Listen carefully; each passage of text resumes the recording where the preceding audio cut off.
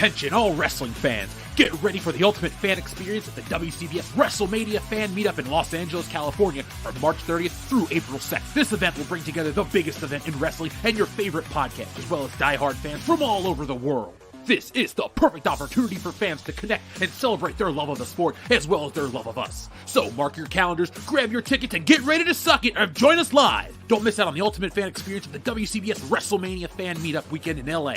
And if you're not a wrestling fan, there will be other YouTube creator events, including a trip to the brand new Super Nintendo World at Universal Studios. So listen to World Class Bullshitters Live for more updates, and for more information, email worldclassbs@mail.com. Thebestmail.com, jabroni.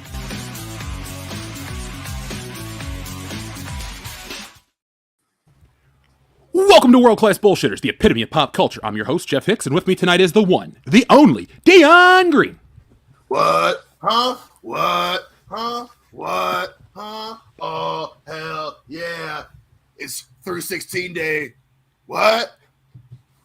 What? A little bit of meat? A little bit of onion? What? A little bit of... Stone Cold ET up in this bitch. Oh, folks, it's one of those nights we're going to be drinking, but we isn't just Dion and I. Say hello to American Ramrod, Kendo Slice. Well, about to bid adieu to my spring break and my lovely week here at Camp Kendo. And there's only one question, Jeff, that you need to ask. Do I want one beer? Do I want two beers? Take it away. What? 3 beers? What? 4 beers? Folks, we got some beers we're going to be drinking tonight, and we already got a super chat, so let me get my fucking shit ready to go. Just a second. Well, folks, welcome into episode 349 of World Class Bullshitters, where tonight we're going to be talking about a multitude of things, but because of today's date, March 16th, 3/16, we're going to be celebrating the Texas Rattlesnake Stone Cold Steve Austin during tonight's wrestling segment. But we've turned this entire episode into a drinking stream. So what we're going to do is put the drinking rules underneath, and the audience can send in what they want to do. You guys control the show, as always. But if you want us to get shit-faced on air, well, you know what to do, and we're going to have a lot of fun. So, folks, thank you for everything. We appreciate you guys, and we got a big show planned ahead, because tonight we're going to be talking about this movie that just came out that nobody really had talked about until today, Shazam. I forgot it existed, honestly. Shazam. Yeah. Dude, 2019 Shazam was solid. It was a good movie. I liked it. And then this one was coming out, and I completely forgot about it. DC feels so inconsequential, and tonight we're going to talk about exactly why that is, as well as a multitude of other DC-related topics. We're also going to be talking about Marvel trying to sue some fans. Yeah, that's happening.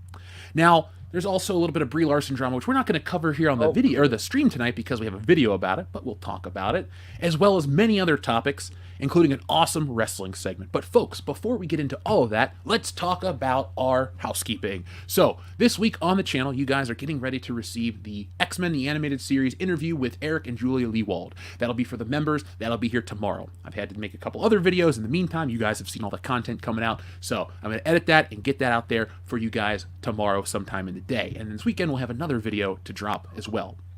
But if you can't wait for all that content, go back and watch something else. But if you can't wait to hang out with us, well, you're in luck. You just have to wait 2 more weeks. So folks, in 2 weeks, you'll be hanging out with us at the WrestleMania Fan Meetup here in sunny Los Angeles, California. We have already done the button at the beginning of the show, but just a quick recap. We're going to go down to Santa Monica on Thursday. We're going to meet up at Joe's Pizza, which the address is on Google. We're going to meet there at 1 o'clock. We're going to hang out. We're going to get some pizza. We're going to look at some of the shops and just do a little bit of like meeting up and hanging out. There's a beach right across the street. You can see the pier that's in Grand Theft Auto San Andreas and Grand Theft Auto 5. So basically where I'm taking you is straight out of Grand Theft Auto. So if you're a nut for Grand Theft Auto, welcome to San Andreas. Friday, we're going to Universal. We're going to go check out Super Nintendo World. We're going to ride some rides, hang out, eat some funnel cakes maybe. And then Friday and Saturday and Sunday is WrestleMania. It's a 2-night event. We will be there each night. We'll be tailgating at the venue. Come hang out with us. We'll be playing games. We'll be cutting promos. We'll be talking shit. We'll be live streaming the whole thing. So join us there at the event. And folks, if you can't do any of those things, well, just watch us each and every week. Hit that thumbs up button and let us know you enjoy the show that way. And now, on with the show. So guys, this past week, we had our Oscar stream. It was a lot of fun. Another successful night. The 5th annual WCBs Oscar Lampoon Party was a hit. But, Kendo, your favorite movie got snubbed, and I've thought about it all week, man. How you been feeling about Top Gun not getting that Best Picture nom? Well, Jeff, I've gotten over it. You know why? Because in 5 years, No one's going to talk about everything all at once, everywhere at the same time, up your ass and around the corner. They will, however, still be talking about Top Gun Maverick because, like its predecessor, it will stand the test of time. So while they may have gotten their little fucking trophy from a bunch of pompous dildos out in Hollywood, at the end of the day, Top Gun will go down as the more remembered and better movie than that movie. So there you go. I'm good. Dude, I agree with that. Like we said on the show this past week, a lot of these Best Picture winners like Annie Hall, Chariots of Fire, nobody talks about those movies, but everybody remembers Star Wars, Raiders of the Lost Ark. Whatever one in 1986 wasn't as good as Back to the Future that was released in 85. Like, we get it. The best stuff stands above the rest.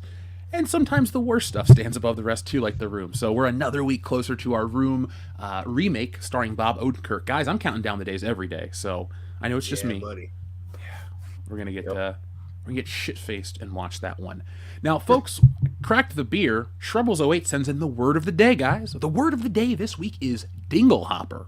How Stella got her dinglehopper back. Back to the dinglehopper.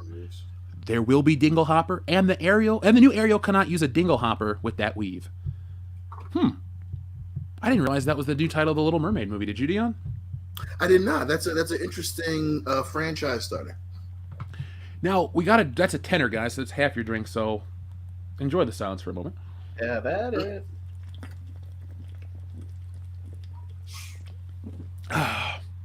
Oh, that's for Stone Cold Steve Austin. Thank you, Stone Cold. What? Thank you.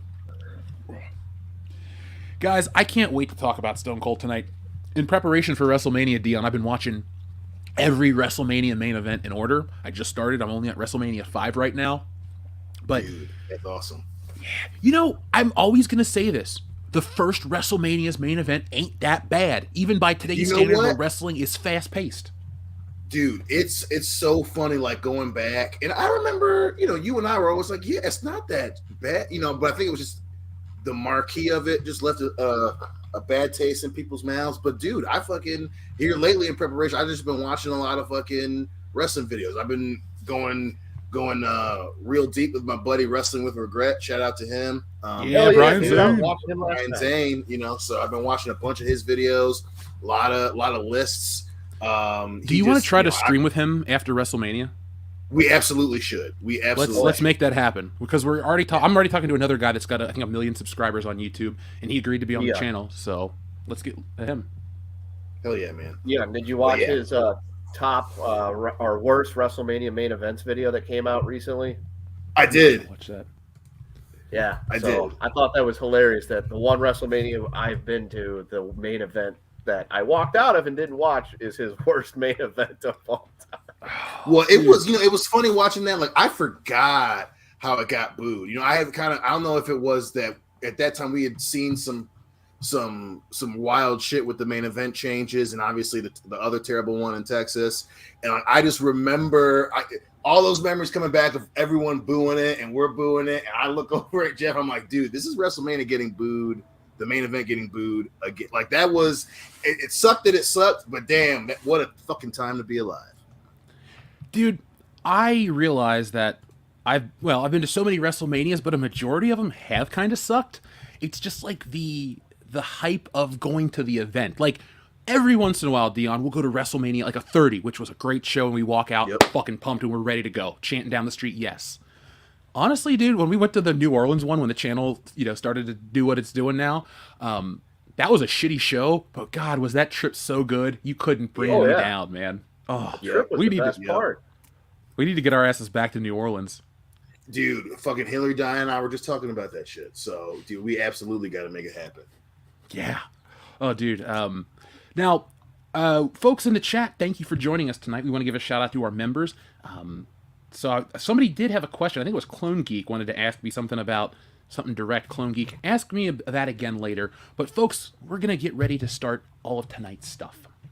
So, briefly, Dion, are you watching Mandalorian at all? I have not started yet, but the plan is to.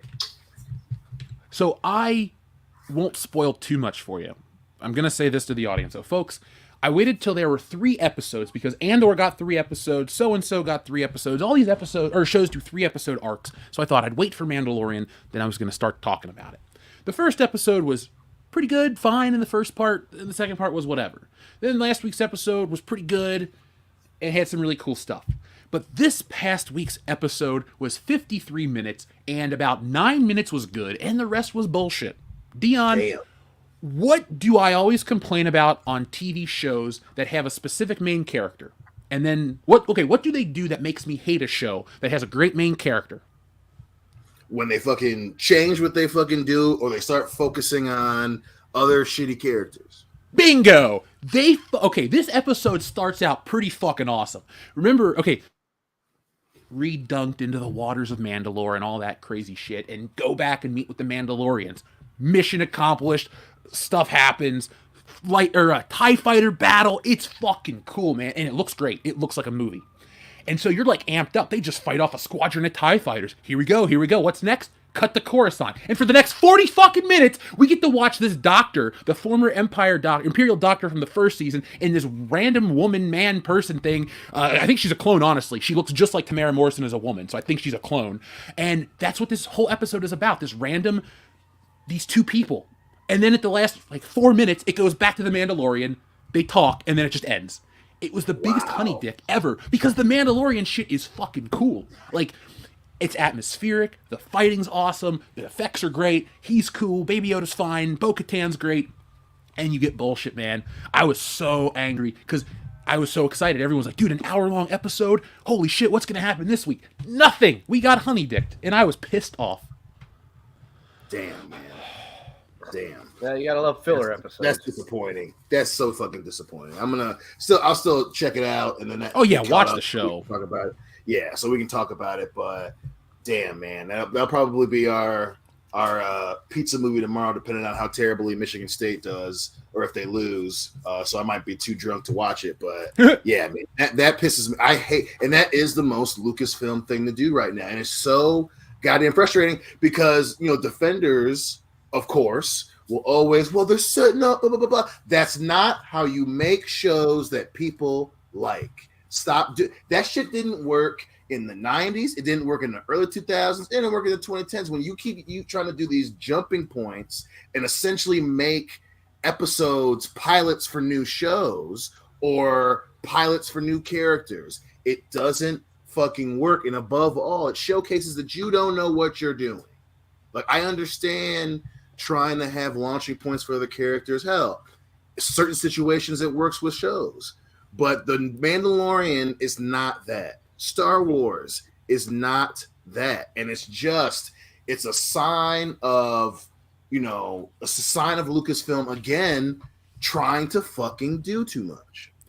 And TLJ Screwjob has a point on screen. I wanted to address this, Dion. This isn't really a spoiler because it's kind of already in the other shows, but they turned the New Republic into the Empire. I don't know, if this is what Jon Favreau meant by getting us ready for Episode 7 and the New Republic and all this shit, I don't like what we're seeing.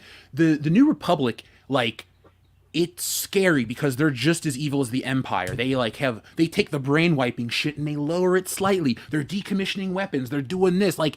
They make the former Imperial officers are called recovered whatever. They have a name and they all have to live in a compound. It's I don't know, man. They're treating their war criminals like science experiments, and it's making the Empire, the Rebel Alliance, look really fucking weird and really wrong. I'm working on a video about it, TLJ Screwjob, because I watched it the entire time and went, is this what, I literally said this out loud, folks, don't laugh. Is this what Han, Luke, and Leia fought for? I said that to myself as I watched this episode. It was so foreign to what the Rebel Alliance becomes. Whoever's writing this now does not get what happened after Return of the Jedi. For everybody that wants to sing the praises of these shows, they're turned, this is like that Luke Skywalker shit. Remember how they changed his character and everybody was pissed? This makes the battle and everything that the rebels fought for bad because they're just as bad as the bad guys. They turned into hypocrites. And it's not well done. It's nefarious. So I was disappointed, man. I thought they, all the heroes would ride off into the sunset and shit would be good. Not, they're just as bad now that the other person's got power. So. Yeah, that's fucking bullshit, man. That's just so bullshit. Now, Before we actually do some more of our pop culture related stuff, we have our word of the day game, but we had another one I wanted to play with you guys. Or should we hold off a little bit? You guys feeling a game, or are you feeling like we should just cover some stuff? Let's game it up, baby. All right. So I would like to make this a segment on the show. Folks, if you like it, you can play along at home. It's fun. It's called Fake Headlines. You know exactly what it is. I'm going to read you 3 headlines, and you're going to have to guess which is the fake one. Now, guys, Nick and Ken, or Dion and Kendo, this is for you. I'm going to read them all. Then you tell me, and then we're going to let the audience guess before I reveal what it is. So here we go. 3 headlines. Which of these is the fake one? Furry community divided as convention drops COVID requirements.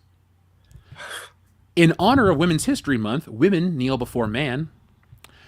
Or English police say they foiled an extravagant plot to steal Cadbury chocolates. Dion, what do you think is the fake headline? Shit. The women kneeling before man thing. Kendo. The women kneeling before men thing I know is fucking real from what I saw on the news yesterday. I want to say it's the Cadbury one, but due to the fucking the state of the world that we live in today, I'm gonna believe the furry one, and I'm gonna say the fake headline is the police, saving the Cadbury chocolates. So let's see what the audience guesses. So let's see. Georgian guesses the Cadbury tale. Garrick the Tailor guesses women kneel before men. Let's see what else we got. Keely Chow is here from a Proper Raid, folks. Thank you, Proper. Thank you, man. We appreciate you. So it looks like we got a lot of Cadbury chocolate, furries, Cadbury chocolate. Hank guesses they're all real. So, guys, this week's fake headline is, in honor of Women's History Month, women kneels before man. That came from the Babylon Bee. But the other 2 are very, very real, including the furry community divided as convention drops COVID requirements. That actually is what spawned this whole game idea, because I thought to myself, that shit has to be real. This is too weird to be like made up on. And I looked at it; it was from Kotaku, so they don't make shit up. They're weird over there. So, right, exactly. Still fucking true. I'll drink to that. Oh, yeah. We'll be drinking to a lot of stuff tonight. Folks, thank you very much for joining us on the show tonight. Let's actually drink again real quick, because I'm feeling good. Georgian says, Coach Kendo, in honor of someone's recent death date, who was worse, Karl Marx, the father of socialism, or Woodrow Wilson, one of the worst U.S. presidents? Woodrow Wilson, because as bad as Karl Marx was for essentially being the father of socialism and what we know as communism, he wasn't alone when he was creating all that shit, and I think he's been deified by the people that subscribe to his thought belief, things well after his death. Kind of like L. Ron Hubbard with a certain segment, religious sect or so. So as bad as he was for coming up with the idea, he wasn't alone in developing the idea. Woodrow Wilson is the bigger problem, because if it wasn't for him keeping us out of World War I for as long as he could, knowing full well he was going to get us involved, he was just milking it for as long as possible to get reelected. We could have intervened sooner. We could have prevented the Bolshevik Revolution from happening in Russia, because the war would have ended before the Russians had that happen and got out.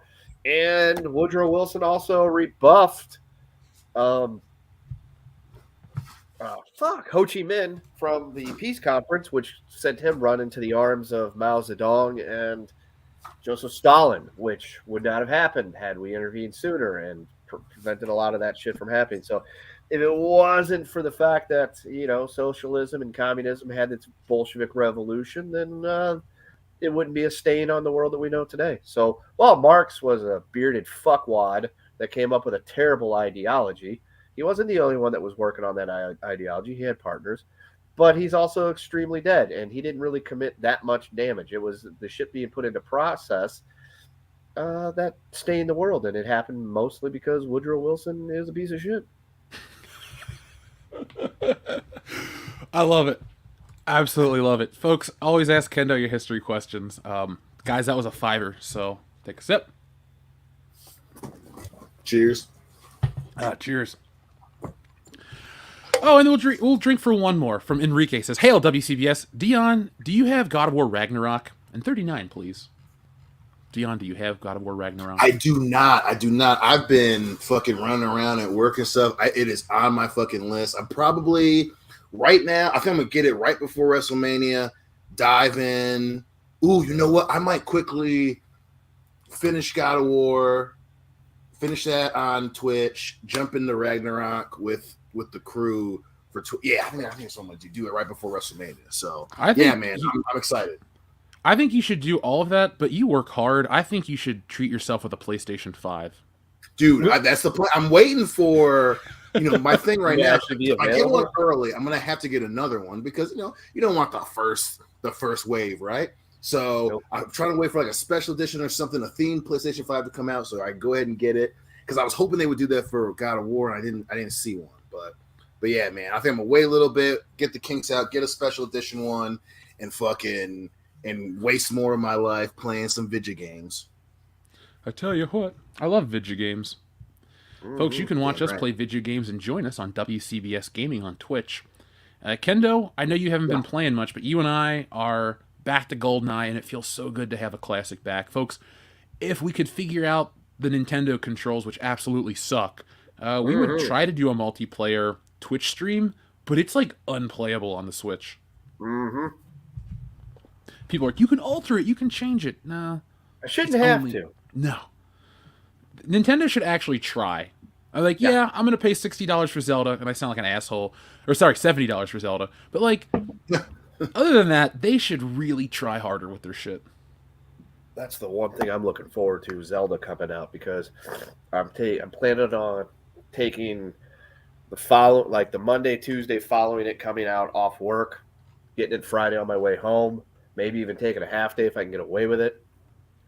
So that's what I'm looking forward to. And I already told the wife, I was like, I'm taking these 2 days off in May, specifically so I can stay home and play the new Zelda game that's coming out. So baseball season will be over, so my coaching obligation for that sport will be done. So plenty of time, and I want to spend it all on Zelda. Plus, spring semester at Texas Tech will be over, and I won't have anything to work on or do, so... Yeah, dude, I'm gonna go get myself a copy, and I'm gonna take care of business when it comes out. I guess I gotta get into the habit of streaming games. It's so weird because I'm just used to like when we were growing up. It's like no one's ever gonna make money playing video games. They used to tell you that all the time when you're in school, and you're like, oh shit, you can actually do that. So it's weird. It still feels foreign to me, but I'll play through Zelda. Maybe do it on stream.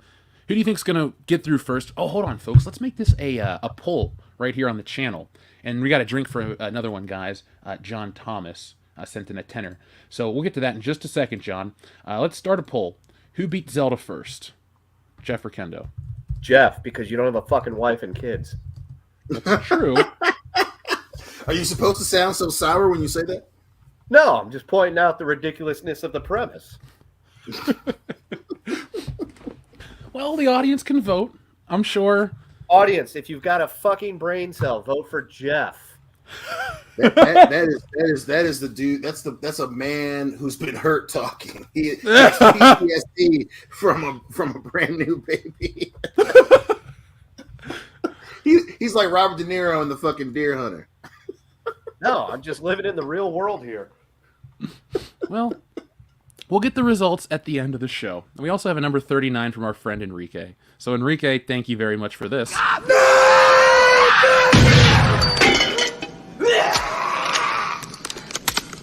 Yo, she-bitch.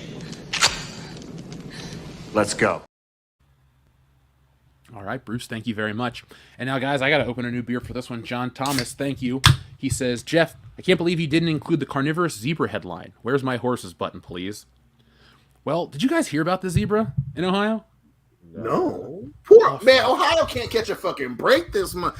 Universe, leave. I talk shit about Ohio, but there are parts of Ohio. Leave Ohio alone. Those people are normal people of the land. God damn it, leave them alone. Give those people air. Now, I heard about this, and I should have used this one, but this one is just too weird of a story. Ohio man nearly loses arm in zebra attack at farm. Damn. I saw the comment about the cannibalistic zebra. I was like, hold on, please tell me that that's not real. Wait, how's that a cannibalistic zebra? Well, it would require him to be eating another zebra for it to be a cannibal. Fair enough. This is just a hungry zebra. It's different. Yeah, they wrote a song about that. Hall & Oates did. Now, an Ohio farmer was hospitalized after one of his zebras attacked him and nearly took off his arm, officials said. Deputies with the Pickaway County Sheriff's Office found a 17-year-old man on the ground when they responded to a call about an animal bite around 5:30 p.m. Sunday in Circleville, about 30 miles south of Columbus. The owner had been burning brush when he turned his back and the zebra attacked him. From an officer positioned a cruiser in an attempt to block the zebras from the victim, but a very hostile large male zebra charged the driver's side door of the vehicle, according to the incident report. The officer scared the zebras away using the car's horns and sirens. The victim was found with a hemorrhage to his right arm below the elbow and was taken away by an ambulance. As deputies were tending to the victim, an officer saw the male zebra approaching an EMS staff with the victim's family, and the incident report said. The family authorized the deputies to put down the animal. After failed efforts to scare it away by yelling, an officer shot and killed it. Man, how was he able to carry that thing around? You'd think it'd be pretty heavy. The incident report indicates the zebra was aggressive, most likely because it was protective of the other zebras in the field, because all of them were female. The victim, some damage to his arm, but I believe that they have saved the arm. That's good. So it's like Harambe all over again, because the zebra's trying to attack, or try to protect his ladies. They thought this dude was hungry, or thirsty, and was, fighting back. That is a really weird reality to live in. But, I've been saying this shit for years. Okay, just because they ain't the same color as the horses that we're goddamn used to, those motherfuckers is crazy. Okay, now I don't know how much fentanyl or coke or whatever that fucking horse was doing, and the farmer's family probably ain't telling us everything. A lot. Because first off, why do you have a fucking zebras at your farm in fucking Ohio? That's just asking for fucking trouble. Number one. Number two, the motherfucker, they don't just pop off and start doing shit. He probably was an asshole zebra for years. For fucking years. I'm sure that the mares in that farm have a lot of shit to say about that asshole. Number two. Number three, okay, come on now. You should have killed him years ago. I've been saying this shit for you. You can't trust them. Those motherfuckers crippled Superman.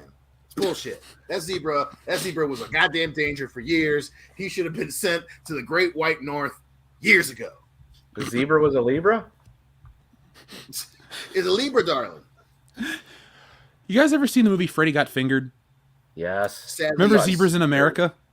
Look at my hooves! I want to make a video of that, put it on TikTok.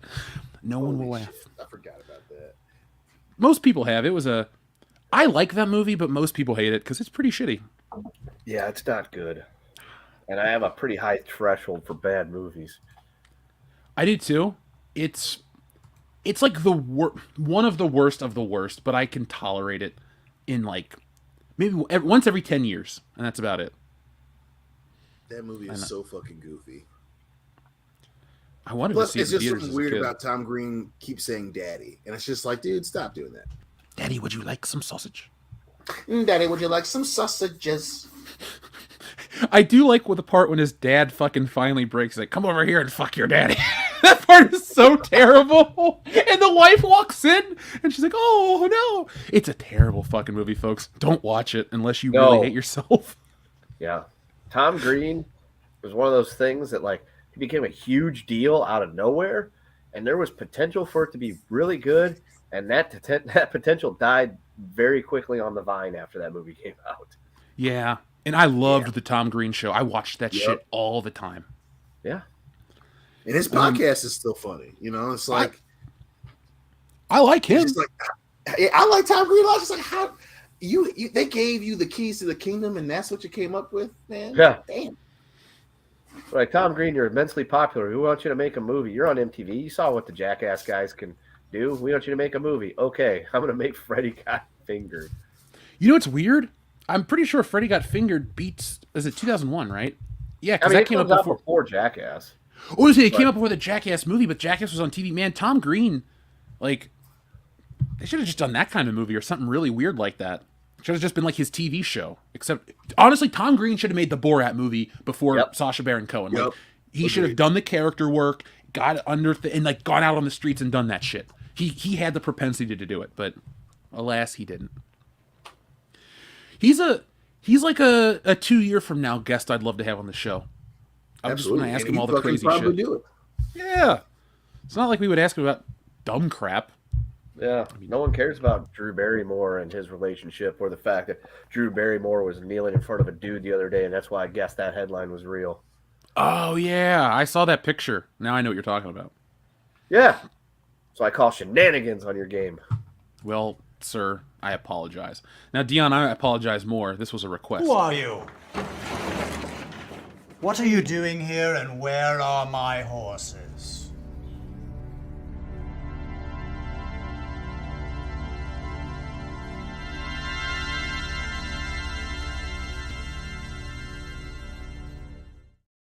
That guy. Gives me an keep us idea, up. though. Hmm.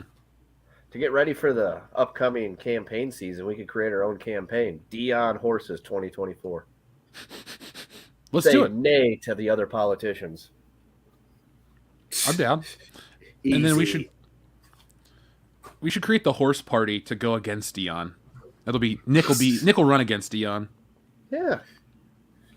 I mean, Caligula made his horse a senator. Why can't we make one a vice president with Dion as president? Look, we had Woodrow Wilson in office. It wouldn't be a bigger stretch. So there you go. Count it Yeah, up. and we had Eleanor Roosevelt as first lady, and she looked like a fucking horse. No, she was a mule, according to the grandma on Wedding Crashers. I mean, there's a lot of same differences there, Jeff. I love that scene so much. Now, guys, that was a tenor, so the audience is very generous. Thank you, John Thomas. We have to drink half.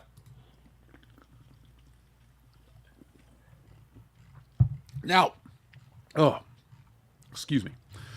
Xavier God and everyone else, we will be getting to your messages. But let's talk about our first topic of the night, folks. Excuse me. Many beers. Well, 2.5 so far. So the Ant-Man script leak. Now, guys, I don't really want to talk in detail about Ant-Man. I didn't like it. I didn't think it was worthwhile. But have you heard that Disney has subpoenaed Reddit because they're trying to find out who leaked the script? They're trying to take it to the next level. Oh, God. No, but I wouldn't put it Not past surprised, but I'm not surprised, but it kind of seems desperate. You know, the people that are leaking these movies aren't really going to hurt your box office, Disney. You're hurting your box office. Yeah.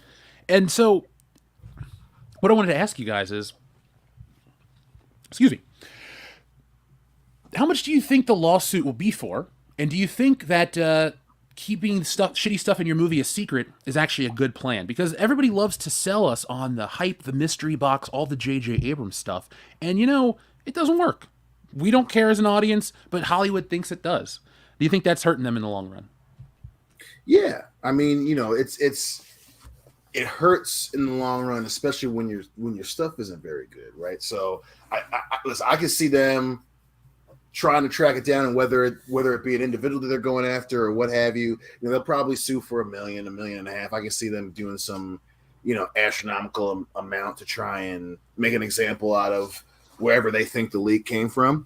But yeah, I mean, listen, I understand the business aspect of trade secrets, and I respect that for sure, but it's just one of those things where it's like Marvel wants to have its cake and eat it too. So they want to have the big blockbuster. They want people to be excited. They want all this stuff. But then at the same time, they're trying to go after people for leaks, and then they're trying to bolster up actors and actresses who are going after fucking critics, and then they're also trying to take advantage of whatever the flavor of the month event is, and so it's like Marvel wants it all. They just want to have fucking everything, but a lot of your stuff isn't that good, so you can't have your cake and eat it too, at least from the perspective of the fan base, because hey, they're gonna be like, listen, you're giving us all this shit, you're so active on Twitter, and you're trying to incorporate hashtags, and you're trying to be topical, but then at the same time, the shit that you're putting out isn't that good, So at some point it's gonna come to a head. I mean, at some point the Marvel bubble is gonna burst, and shit like this is gonna make it get closer and closer and fucking closer. I hope the leaker is somebody that Marvel would not want to sue, like some kind of random minority thing with all the multipliers, and they're like, fuck, what do we do? Do we sue the person, or do we just kind of talk about how brave it was for them to leak the script? I would love for Marvel to be there. But what I do imagine, though, is somebody's going to get in trouble for this. Could you imagine being in jail and somebody's like, what are you in for? Yeah, murder. Yeah, tax fraud. Yeah, this. Yeah, that. What'd you do? I leaked the Ant-Man script to Reddit. Like, what a fucking lame thing to be in jail for. I feel like that guy would be like a hero, though, because they'd be like, oh, man, that movie was fucking terrible. You did the Lord's work that day. I mean, not all heroes wear capes, Kendo. Sometimes they leak bad scripts to save you money. Hello? Now, one thing, this is all part of a bigger story, guys. So, Disney's falling apart. They're trying to sue people. They're trying to get the information. They're also making shows that nobody watches. Within one season, Willow's been canceled. Now, every couple of weeks, we hear about Disney Plus falling apart. Disney Plus is falling apart. It's on the ropes. It's this, it's that. Okay? And then shows get canceled.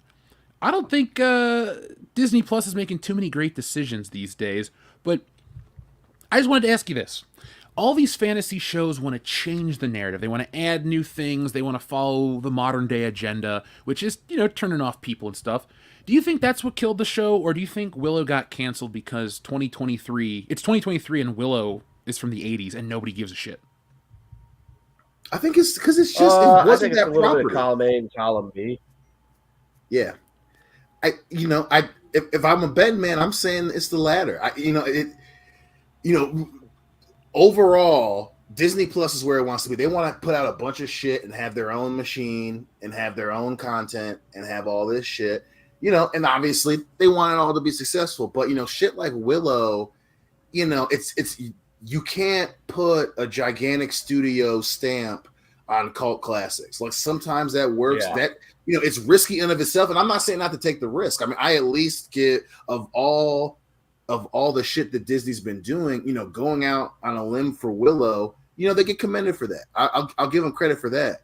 But you can't turn cult classics into these AAA big budget studio projects. I mean, that takes away the charm of what made the fucking thing popular in the first place. And the second thing is, it's just it was a cult classic for a reason. You can't inject modern day Twitter sensibilities into something that wasn't super popular to begin with. So it's just, you got to have balance, and Disney is still a fucking studio that doesn't understand that. They don't you can't just put money behind something and it's just popular because you paid for it. Right. Well, yeah, totally. That took the word right out of my mouth. It was a cult classic movie when it first came out. It was capitalizing on that 80s sword and sorcery shit. Nobody wanted a Willow TV, which is a shame too, because Jeff Hardy really needs this break with all the shit that's been going on. But they backed the wrong horse. It's like when you're sitting around going, what property should we adapt for television programming? Who sat there and goes, oh, Willow would be perfect, unless it's somebody that was like a fan of it growing up. They're like, oh, I think we should do this and that and everything else. It's like, okay, we'll do that. But I remember seeing Willow when I was a kid because it was a sort of a kid's movie or a teen movie or something like that. And I didn't think it was all that spectacular. And I've never watched it once since it came out on home video 30-something years ago.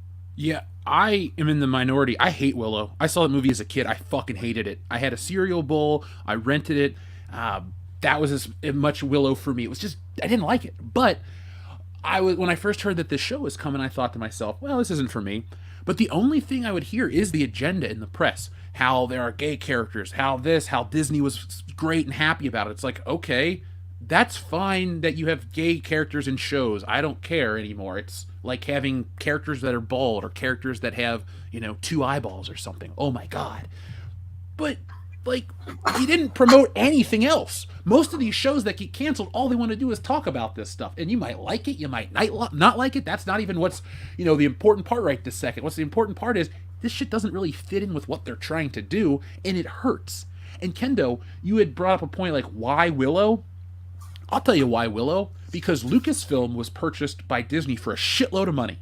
Lucasfilm has two things and one failure. They got Star Wars, they got Indiana Jones, and Willow is this weird third other thing. Nobody cared about it when it came out. It's like you said, it's a cult classic. Val Kilmer's cool. Warwick Davis is great. I like the actors involved. I just think the movie's dumb. And so it was a perfect storm for failure, if you ask me. Well, and to your other point, I mean, it's something nobody asked for.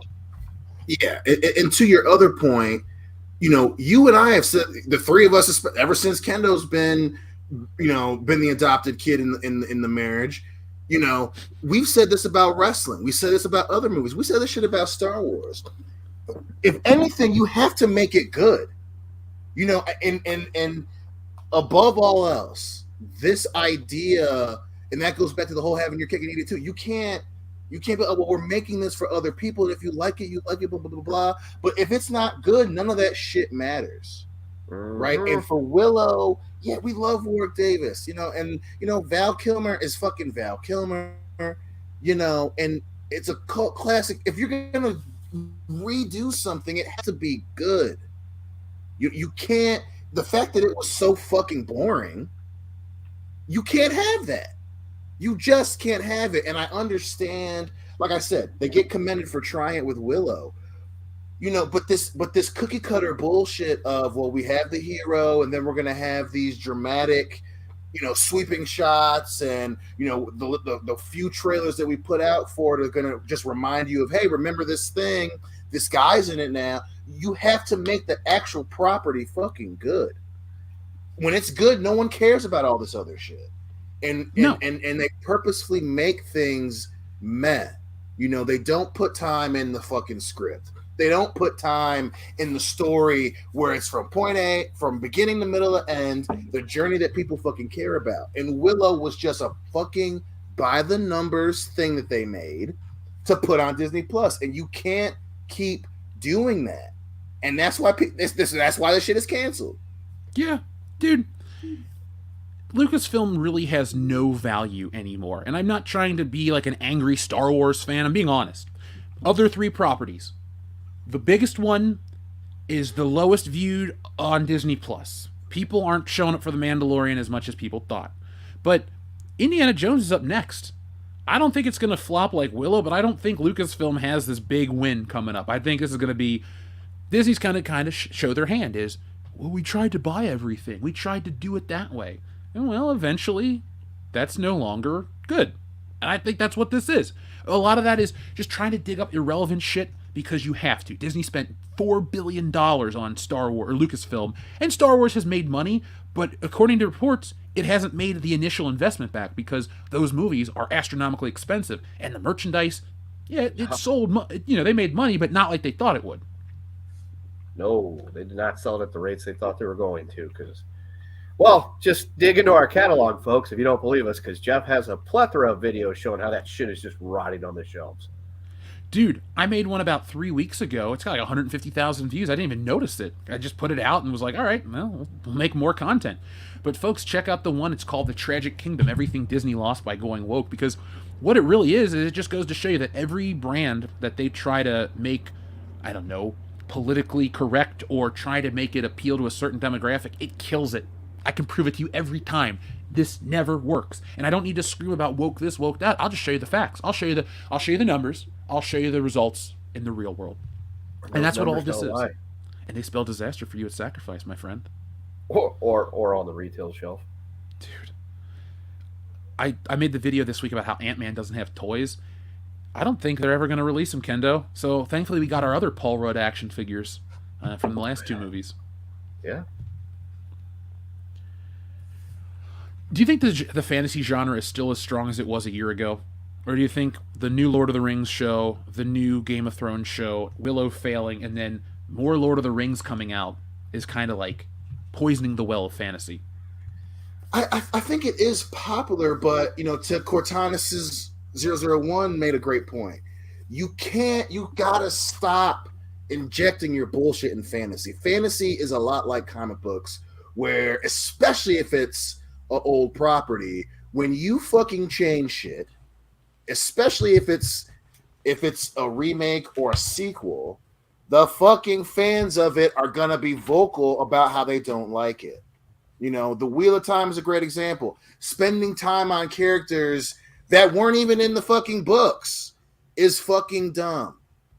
Spending Lord of the Rings, spending time on characters that are side characters does not fucking work.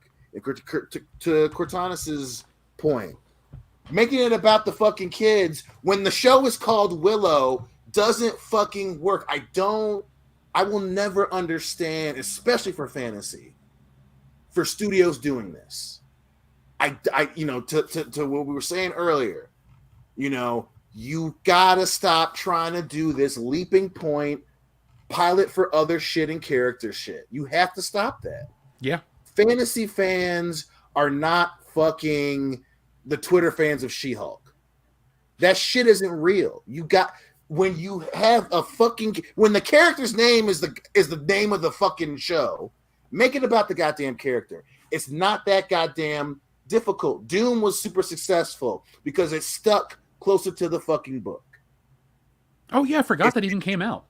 Yeah, man. Like it's not difficult. It's not fucking difficult. And Disney is probably the worst arbiter of this thing. It's you gotta stop doing this shit. The people on Twitter don't watch stuff. And that's one reason why people are so worried about Indiana Jones. Don't get me wrong, the fucking trailer got me a little bit. But no. I know. But if it's Indiana Jones, you gotta make it about Indiana Jones. One of the reasons why Ford and fucking Kingdom of the Crystal Skull, who the fuck cares about his son that we've never fucking seen before? Forget the monkey bullshit, forget the refrigerator bullshit. Why the fuck is this kid when it should have been goddamn Short Round? This pivoting and trying to use the property for other things is the fucking dagger in the heart every fucking time. And they just think that the fans of these properties are dumb enough to fall for it. And it's like, bitch, stop doing that. Dude, I wish they would have understood that when making this new one, because nobody cares about Phoebe Waller-Bridge's character, or Poob as we call her here on the channel, and nobody cares about Poob coming in and being Indiana Jones' sidekick. Like, IPs and these branded things that they make, they gotta just remember, we are here for the heroes that we liked as kids, or we're here for the heroes that we like that are established. Like, there's a John Wick spinoff, Ballerina. I'm not here to critique its merits or quality, but I know I'm not going to go see it because I don't like spinoffs. I don't want other world things. I want the main characters that I pay for. If it's a show that has a ton of characters, like a Marvel, Marvel's got tons of characters. So to go see Captain America and Iron Man and Thor and stuff, that's fun, that's exciting. But like, we try to take little bitty side characters too, especially in Star Wars, and make them so important. And that's another problem with all of this. There's no actual value in what they're doing with the IPs, because not every part of it's valuable. We've always said that. Like, yeah, you can make Darth Vader and Obi-Wan Kenobi and all these other great characters, get people to watch them, but you think people are going to go watch a Greedo TV show? No, they're just going to watch it ironically. Well, and even to that point, like, I don't mind spin-offs, but if the character is in the original thing and you're not focusing the story on that one character when it's supposed to be about the main character, and then you have a spin-off, I think that works. So, that, and there are a few examples of that working. I mean, you see it in TV shows all the time where you'll have characters become super popular and all that. So it can be done, but the underlying thing is that they're fucking good. So if you have the show Willow, and it's about these other fucking characters, that's gonna piss people off. But if Willow is about Willow, and there's a character that people organically like, which you want to take off into a spinoff, that can work.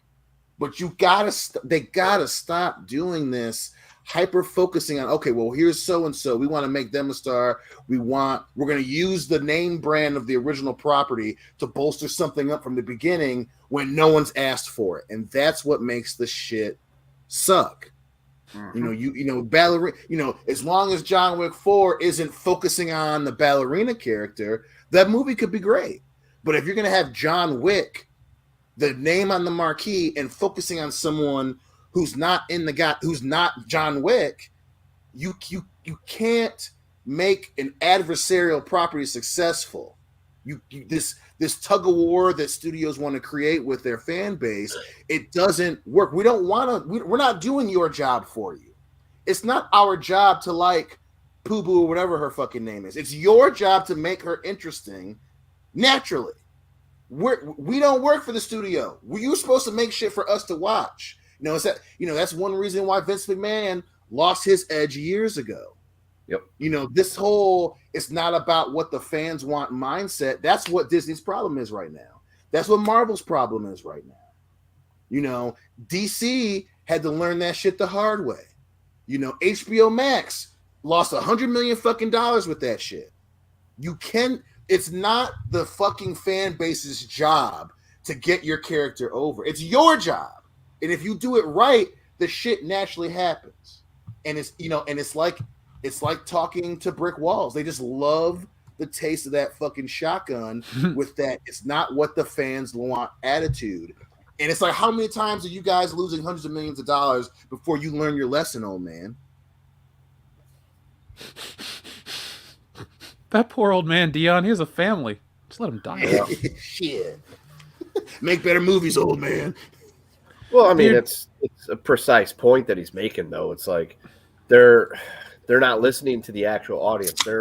It's like he brought up Vince McMahon and the famous quote that goes out there now and then, paraphrasing that, most of the writing that's done or was done on WWE was for an audience of one, which it was targeting specifically to Vince to get him, to chuckle and laugh and get his jollies. It's the same shit that's going on now. They're writing for a specific audience that just so happens to not be the audience that's fans of their properties. It's for the audience of Twitter, which, again, these people don't go see movies. They don't pay for shit. They're not the ones. They're just there to criticize. They're not there to, support your product unless it checks the boxes they want it to check. They're not real. It's not exactly a real audience per se. It's people on the internet. Right. And instead of catering to your fans, you're catering to the 1% of people that are talking about it that aren't going to see your shit anyway. I love that 1% so much. They really have. Focusing on that invisible minority or majority or whatever we're supposed to call it, man. Hollywood, you fucked up. All these places messed up, but it's so fun to make fun of them still. I never feel bad doing this shit. No, man. I mean, I can't say that I'm mad that they're fucking up because then, what would we talk about? But at the same time, it's just so wild. It's just so fucking wild. And it's not like, so to Kendo's point, it ain't like these executives don't see what happens to WWE. It's not like Marvel Studios doesn't see what's going on at Lucasfilm. It's not like, Universal isn't seeing what happened to HBO Max. They see this shit, but there's just that attitude of what is it going to happen to us? It's just this attitude of, well, we know what we're doing.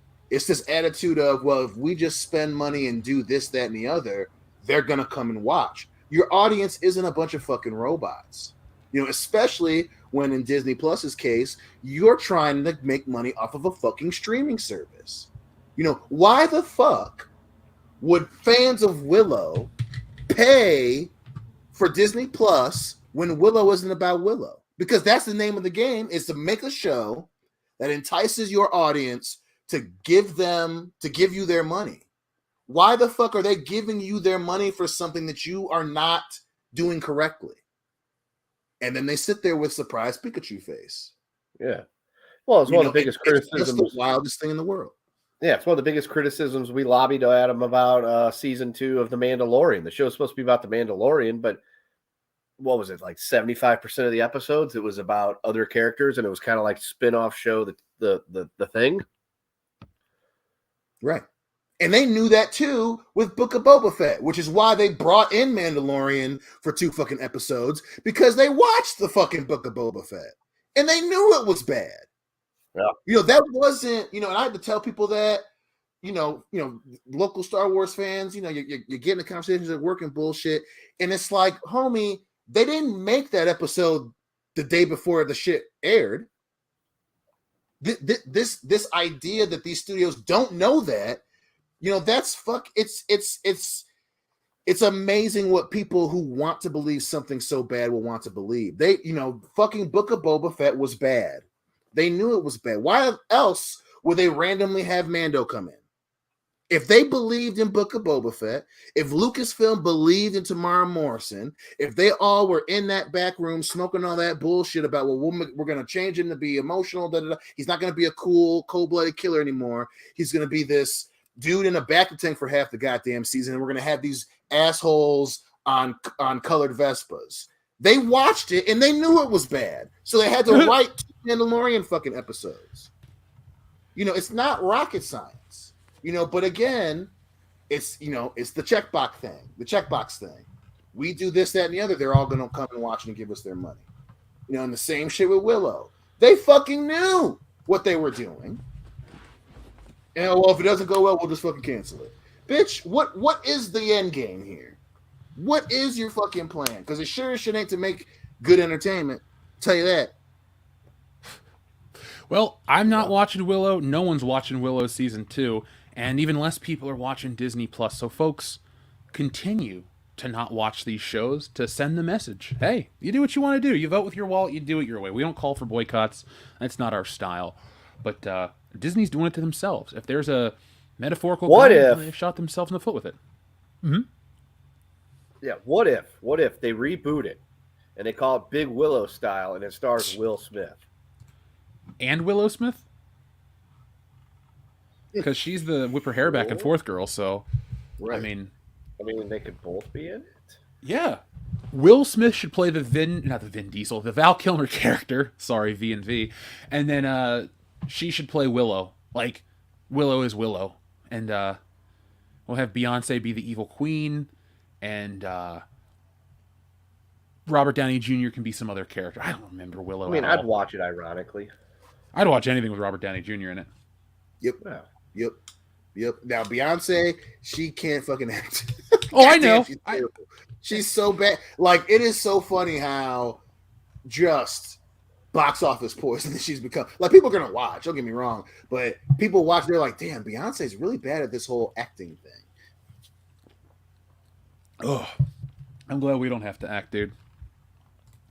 Do you want to? I'm sticking to action where I'm just the big black bad guy, and that would be my gimmick. Is I have cool deaths in all of the movies that I'm in because my black ass can't act. That's the first movie, My Black Ass Can't Act, starring Dion Green. That's the start of our franchise, boys. It's like, man, this is like the 15th movie he's been in, and all he does is play the black bad guy. It's like, don't have any other roles for him? It's like, nope, it's the one he wants. Give the people what they want. Do you want to drink more? I do. All right. Yes. Pick a number between 1 and 69, and we will. Give me a sloppy 69. A sloppy 69? You got it, sir. Right here. Threats are part of wrestling, But you got to look at the person that's making the threats. This fat son of a bitch is challenging all of us, has been world champions before, been in this business 15, 20 years, and this fat son of a bitch is going to challenge us all out. He's going to calm down, okay? All right? He's fat! Every time he yells, "He's fat!" I fucking bust out laughing. God damn, that's my favorite part. Yep. Calm down. He's fat! He's fat! Scott, calm down. He's fat!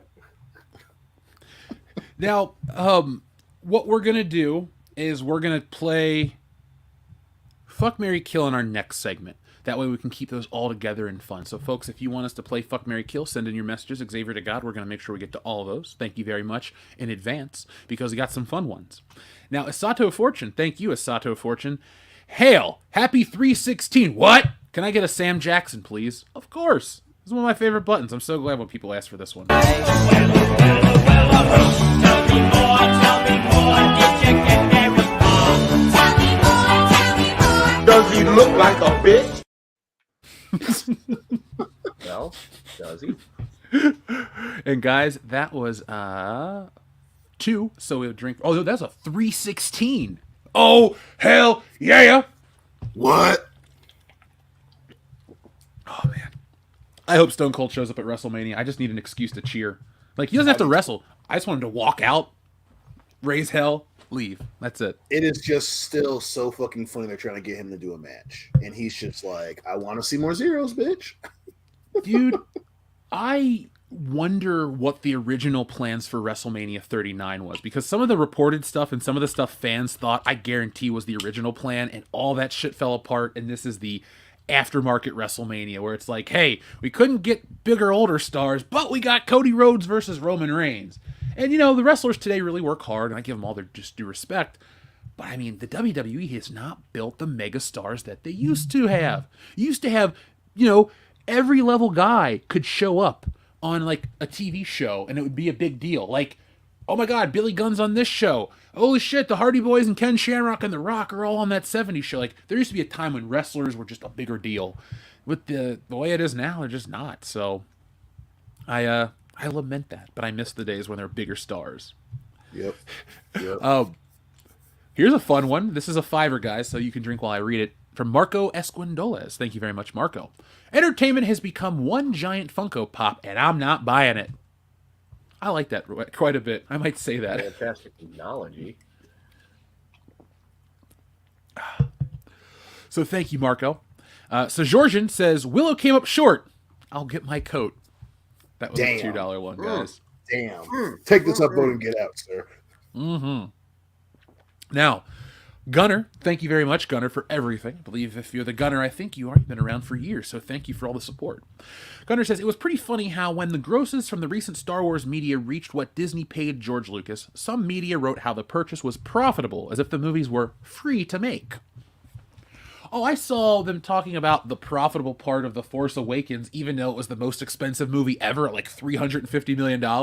Like, how did Disney skirt people talking about that for all these years? We were like, hey guys, look how much The Force Awakens cost to make. And everyone's like, whatever. But those movies were expensive. And The Last Jedi, not The Last Jedi, excuse me, The Rise of Skywalker, that was the one where they hadn't finished it up until, you know, the final minute. They were changing the effects, they were changing the plot, they were changing this, they were changing that. I'd like to see the receipts on that movie, because we know it cost just $1 billion. It was just under Joker. But that cost 5 times what Joker cost. So, Gunner, you're right. We like to talk about grosses, but no one talks about the profits. If it's profitable, then it's really successful. Right, and that's by design, right? So, you know, Disney's never going. But again, that's them weaponizing the internet, right? So, as long as we don't tell them how much, what the actual profit was for the movie, we'll just say it made $1 billion, and all the haters can just buzz off. It's like, no, like that, you know, you just buying the shit didn't make you money. So, yeah, man, that's by design. I mean, and until we're at a place culturally where the name of the game is to be transparent, we are probably never gonna hear that out of their mouths for sure. Now, speaking of out of mouth, the opposite of into mouth, you have to put $10 worth of beer into yours right now. Thank you, Gunner, for that. Ew.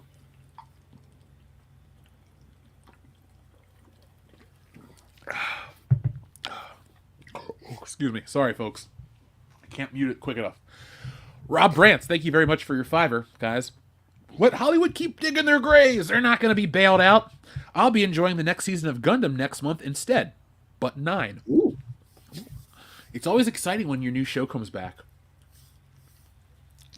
I get excited. Oh, dude, speaking of shows, Kendo, I know it's on the list for you, but Dion, get yourself Paramount Plus. Watch Tulsa King. God damn, was that fucking awesome. You're right. I even called my mom. I'm like, Mom, you should watch this show called Tulsa King. I know you're not into the violent mob stuff, but I think you'll like this.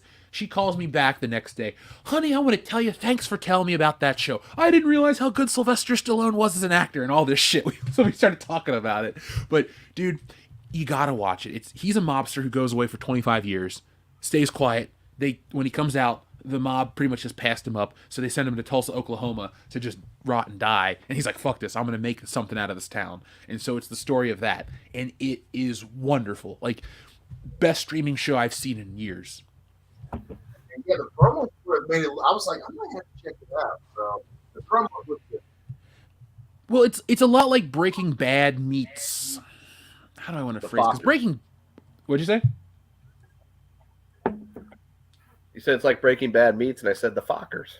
Yeah, it is just like that. No, but folks, if you need a recommendation, that's this week's. If you don't want to watch The Mandalorian, watch the Tulsa King show instead. Also, you I requested have a number heard 9. no bad words about it. And you won't. Now, I did try to watch the Mayor of Kingstown right afterwards, since it's from the same producers.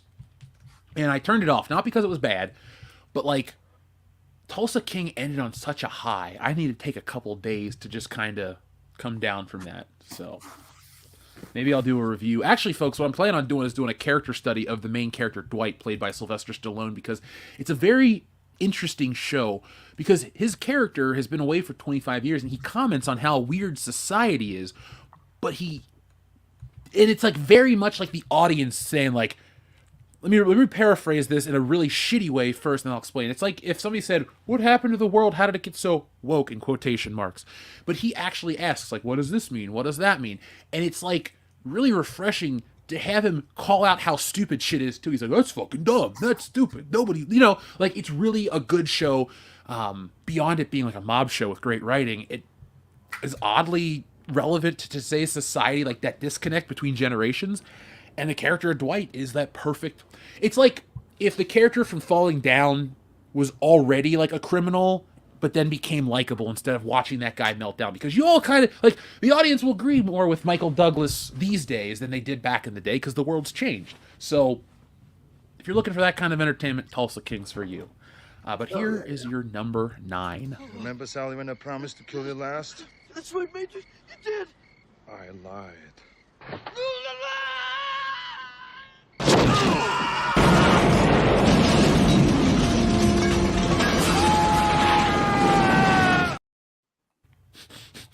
Good old Trevelyan.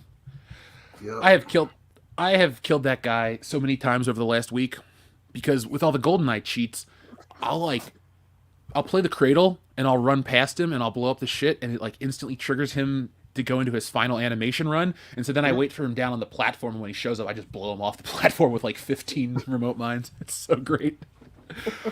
Fuck you, Alex. For England, Jeff? No, for me. That might be the best. Okay, there's 2 great lines. Either "she always did enjoy a good squeeze," or "no, for me." I think those are James Bond's 2 best lines in that movie. They're fucking. You listen, for the same movie, those are 2 of the top 5 best James Bond lines ever, for sure. And I listen, and you know that motherfucking Connor is my favorite one, but Brosnan might have had the best one-liners, because a lot of times it was less comedy, because some of them were just him saying some badass shit, like "so am I," and then he shoots a motherfucker in the face. Mm-hmm. That's, man, Brosnan is my Bond, but it's so hard to like. I don't need to preface it, but everything I say about Love and Pierce Brosnan goes 1-to-1 with Sean Connery. Like, when I'm watching a Connery Bond or a Brosnan Bond, I'm happy. When I'm watching Roger Moore, depending on the movie, I'm in the back of my mind thinking, I wish this was Sean Connery. Or, man, I can't wait to get to Pierce Brosnan. Those 2 dudes, though, they were perfect in the role for what they were. And I've always seen Connery to Brosnan is like the perfect modern evolution of the same guy. Like, it's all the same guy, it's just different actors. But like, right. That feels like the most modernized version of what Connery was in the 60s. Like, Brosnan was that version of a guy in the 90s. Now, some would argue Daniel Craig represented that well in the early 2000s, but I also think he turned into like what is represented, like what's wrong with how they present male characters in film too. James Bond lacks a lot of agency in those Daniel Craig movies. He's just, the story's so personal and emotional to him, but he also is very irrelevant to the bigger scheme of things, and almost feels like the least important part of his own film. So that has been Jeff's James Bond poetic waxing. I will be back next week with more James Bond talk. Just ask, you'll receive it. Up next to drink, we got a $5 from Rob Brantz. We did read that one. Sorry.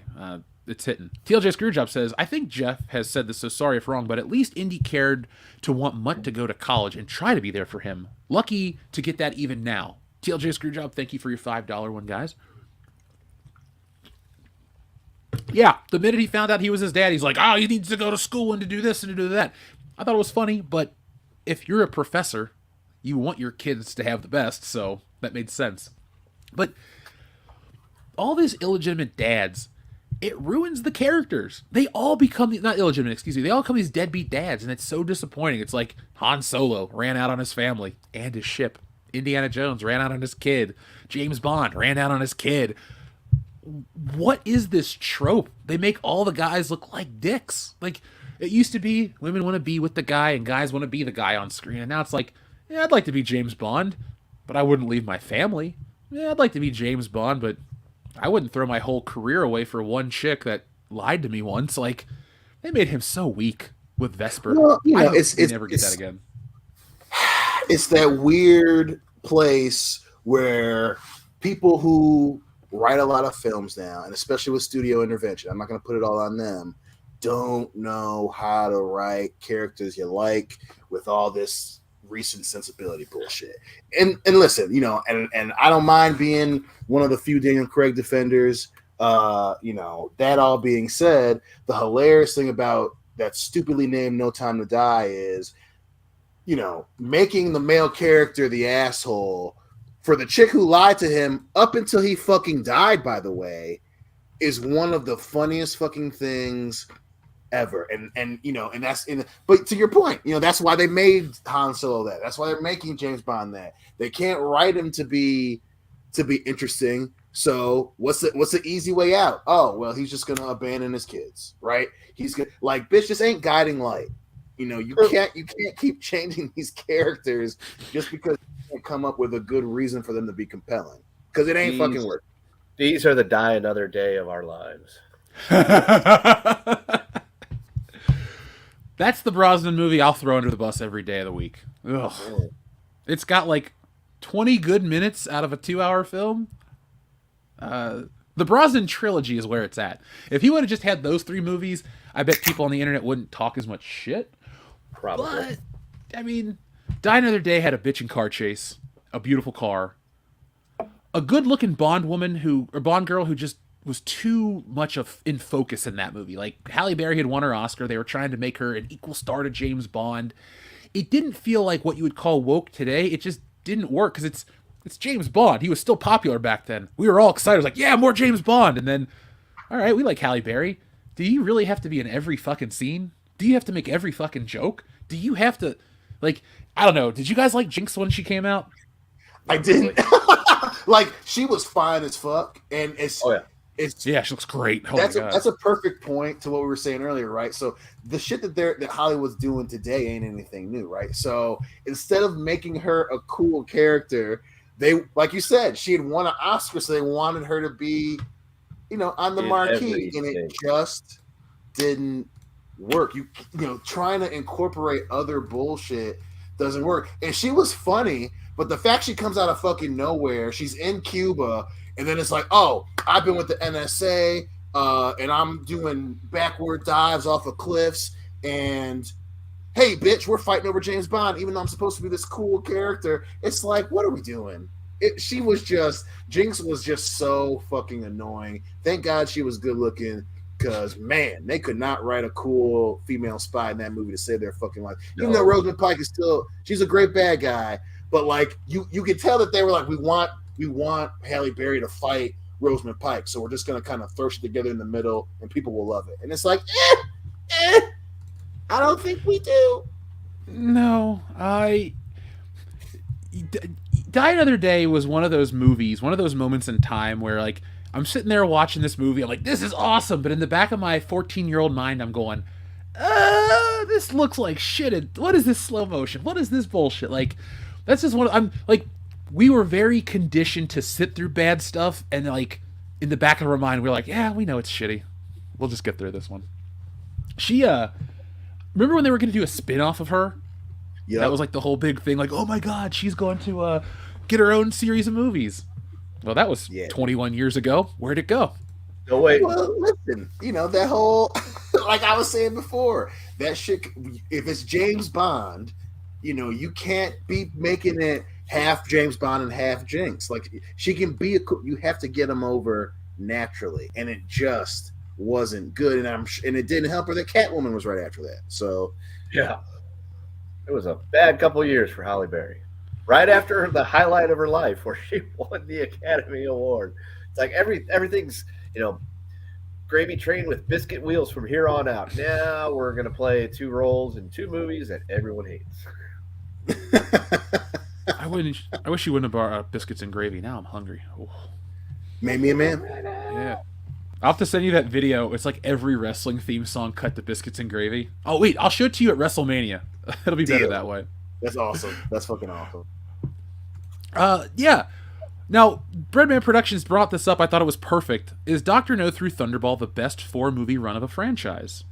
So, folks, let's talk about this for a minute. Let me get a timestamp here, because I'm actually going to turn this one into a little segment here. So, for Breadman Productions, is Dr. No through Thunderball the best 4-movie run of a franchise? That is a great question. Let's think about that for a minute. In Bond, let's just use Bond first. I think that's the best run. Can you name a better 4-film run in James Bond? No, because Not in James Bond, no. Not 4 films. Definitely not 4. no, because there's 3 of them. You can put 3 together, but Easily. that 4th one, just no, because even the first 3 Brosnan movies, you could say, yeah, those are pretty stellar, but then that 4th one hits. It's like, and I don't know. I think those. Oof. It's a short list. It's a short list. I mean, I think even the other few good 4-movie runs weren't as good. I mean, because the only one I can think of off the top of my head is Rocky, but the 4th one is just so propaganda-ish. That Rocky might be the closest one. I mean, obviously. Hold on. You're forgetting it. It's Lethal Weapon. Ooh! All 4 of those are great. None of them shit the bed. And that might be Lethal Weapon 4 is probably a better movie than Thunderball. So that might be the winner, damn, dude. Woo! Now, is Lethal Weapon 4 actually better than Thunderball? I mean, we're talking apples and oranges here. Yeah. Thunderball. I'm saying as a movie, the only reason I would say this is because of the pacing. And Thunderball is my that's favorite fair. Bond. That's the true. Pacing, Thunderball is the pacing isn't great, especially the underwater scene. Whereas Lethal Weapon 4, that movie goes by so goddamn fast, and then you just have so many great action moments back to back to back to back. Dude, I'm glad you brought up the pacing, because the old Bonds, I've been listening to this podcast called James Bonding, and I stopped listening to it because I really don't want to listen to a podcast where a bunch of people just try to shit on James Bond in new, interesting ways. It's like their criticism of Dr. No is too many characters walk around. There's so many scenes of people walking. It's like, what the fuck? That's the dumbest criticism I've ever heard. That's like saying, oh, I saw a movie where too many people were blinking or too many people turned their heads. Who the fuck cares? If the plot is interesting. Those people. Yeah, those people. And the thing is, like, we live in this world where even people older than us, guys, they're like looking at old films, complaining about the pacing, or complaining about this, complaining about that. I think Dr. No actually is a pretty tight film. It's under 2 hours. It goes. It flows quickly. Like, before you even run into James Bond, you see 2 people get murdered, and like gambling and all this stuff. And it doesn't really slow down. That's the James Bond movie that I think of a Connery one doesn't take enough time at times. It just kind of runs through its plot, which I kind of like. But Thunderball, man, that's the first Bond movie where I feel like 1965 must have just been the year where they felt like more was more, because The Sound of Music's like 3 weeks long. That movie is fucking... It's good, but god damn, it takes forever to watch. It's a commitment. Same with Thunderball. Like Lawrence of Arabia is a long one. I think Dr. Zhivago is pretty long too. We still make movies that are that long, but they're mostly just filled with CGI now. Instead of like an actual story or like grandiose things, it's just Avatar blowing shit up for 45 minutes to an hour straight. I think we're just desensitized to anything that's not, changing every 3 to 5 seconds in front of our faces, which is sad because it makes everyone now retroactively critique old stuff, which wasn't bad. If people are still talking about a movie from 60 years ago, it's still good. We forget the bad ones. Yep. God. So yeah, I guess Lethal Weapon 4, or Lethal Weapon is the best 4-movie series, or 4 runs, because Spider-Man stops at 3. Batman, for me, Batman stops at 1. In a couple weeks, we'll know about John Wick. Well, dude, did you see John Wick got a 10 out of 10 on IGN? Yeah. That was fucking wild. That's wild. Which, don't get me wrong, always a grain of salt with IGN, but sometimes IGN, what they do is a sign of things not being that good. So that worried me. That fucking worried me because IGN be trying to stay relevant as hard as fucking possible. I can't believe that they just called it a masterpiece. I want it to be as good as they say. I own the John Wick trilogy on 4K. I got one of those action figures somewhere online pre-ordered. I love the character. When if they do like a really big budget John Wick video game, I'll play it. Love Keanu Reeves. I just can't trust them because everybody overblows everything. So yeah. Listen. I hope they're right. Right. I mean, if anything, that probably buys IGN a little bit more time in the sun. But yeah, man, I'm with you. Like we've been overhyped so much, especially the last 4 years. Yep. God damn, I want 4 to be that good. I really want John Wick 4 to be that good because the other 3 are fucking phenomenal. Yeah.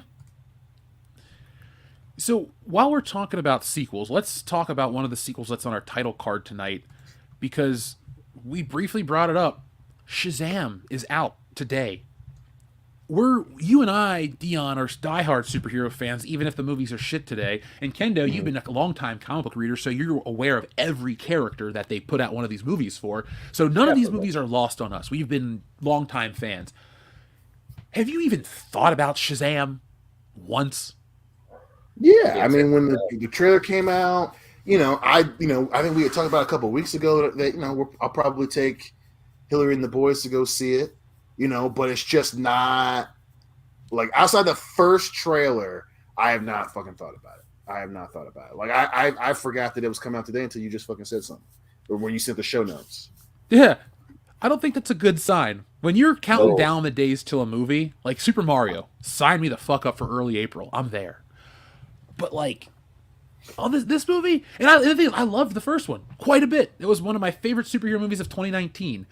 But for God's sakes, DC, I think what it is for me is after Black Adam shit in the bed so hard and the new DC movies coming out and The Flash and all these other things changing up the game, this is just one of those by the wayside movies. And with Ant-Man failing, I think this is going to be another one of those superhero movies that's going to make people think the genre is fully dead because it'll underperform.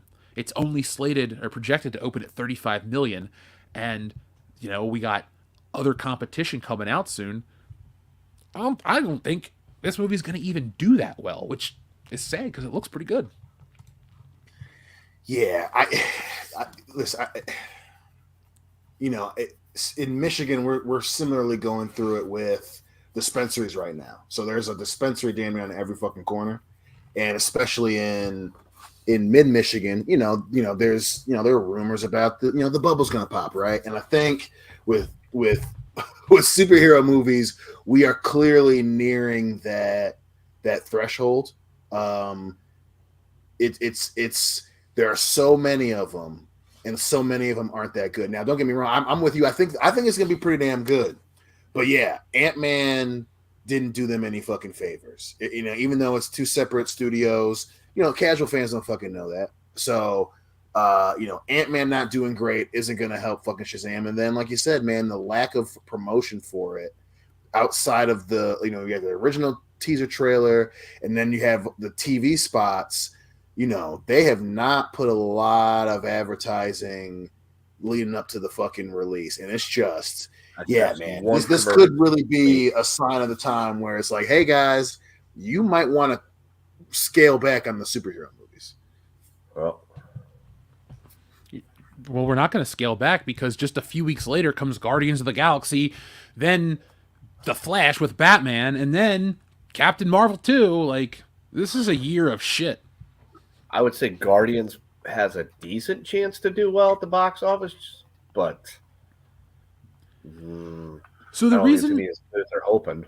Yeah, I'm hesitant because everyone was riding high off Thor Ragnarok. I didn't really like it as much as other people, but there was still a lot of hype coming in from that. And then you get Thor 4, which, what the fuck was that? And so you're coming off Guardians 2, which I liked that one more than the first. I loved Yondu's stuff. But if you're following up Thor, which is, considered a big step up with such a stinker, I don't really trust that they're going to actually follow it up with a win for Guardians. I'm afraid whatever other problems have plagued the other MCU films, it's going to plague this one. And so I think it'll take a little while for people to come to terms with that the movie's kind of shitty. But I'm guessing Guardians 3 will be the most disappointing in terms of film as well as box office. I don't think it'll cross $1 billion. Ooh. See, I think Guardians is going to be the only one successful. I think, I don't think it'll flop. But No. Yeah.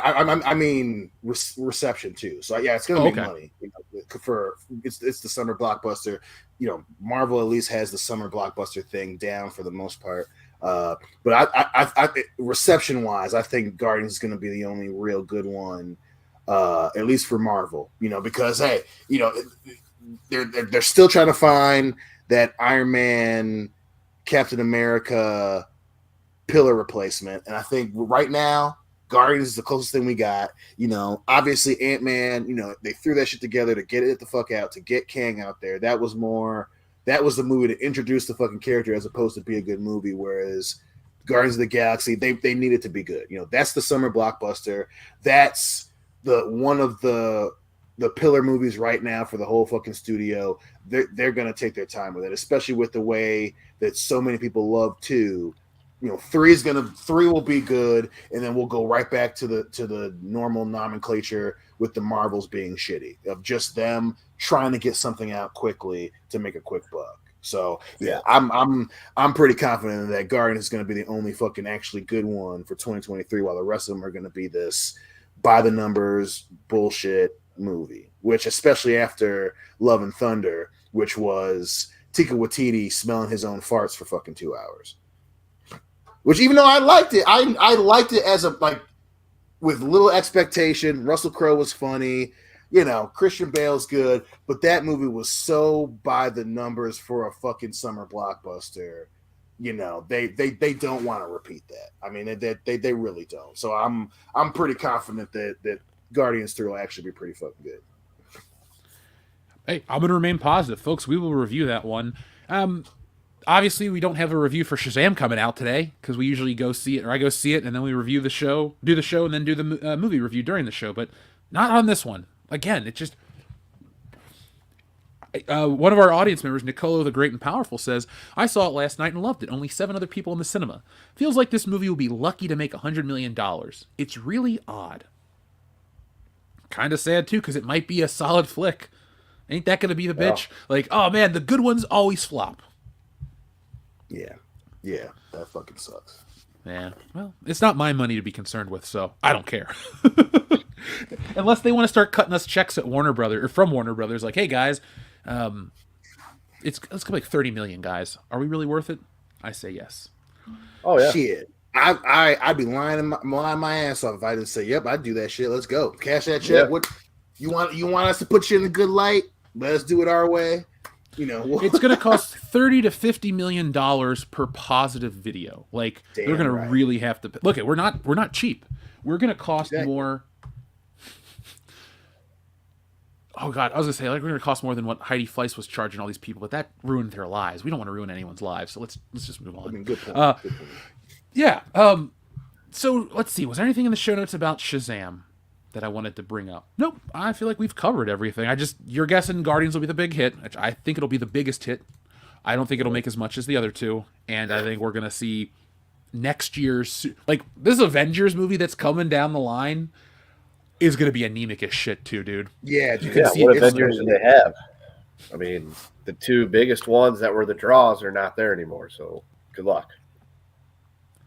I mean, you still got Thor, but yeah, I mean, like I said, that's why the Ant-Man thing is so interesting, because clearly he's supposed to be the next big bad for the Avengers, and his coming out party wasn't that popping, and so now, you have Captain Marvel. 2's been delayed for what, 3 years? It's been pushed. You still got Ant-Man. People still enjoy Paul Rudd, but Quantum Mania wasn't that fucking successful. He's got to be in it now because he introduced Kang. Guardians are going to be there. Don't know how they're going to rope him in. You got Doctor Strange. How the fuck is that going to work? Witch is dead.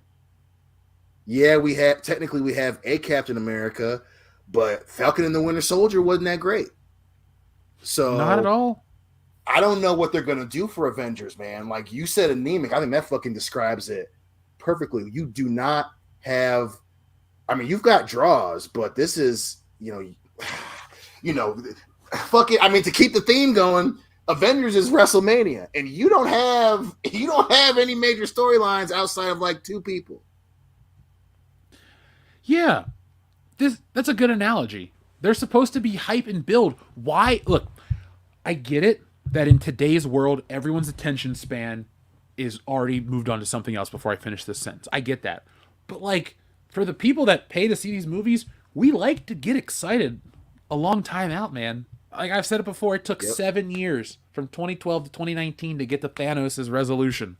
It was worth it because I paid hundreds of dollars in movie tickets and spent hundreds of hours of my life happily watching those movies because I was pumped for what the future was.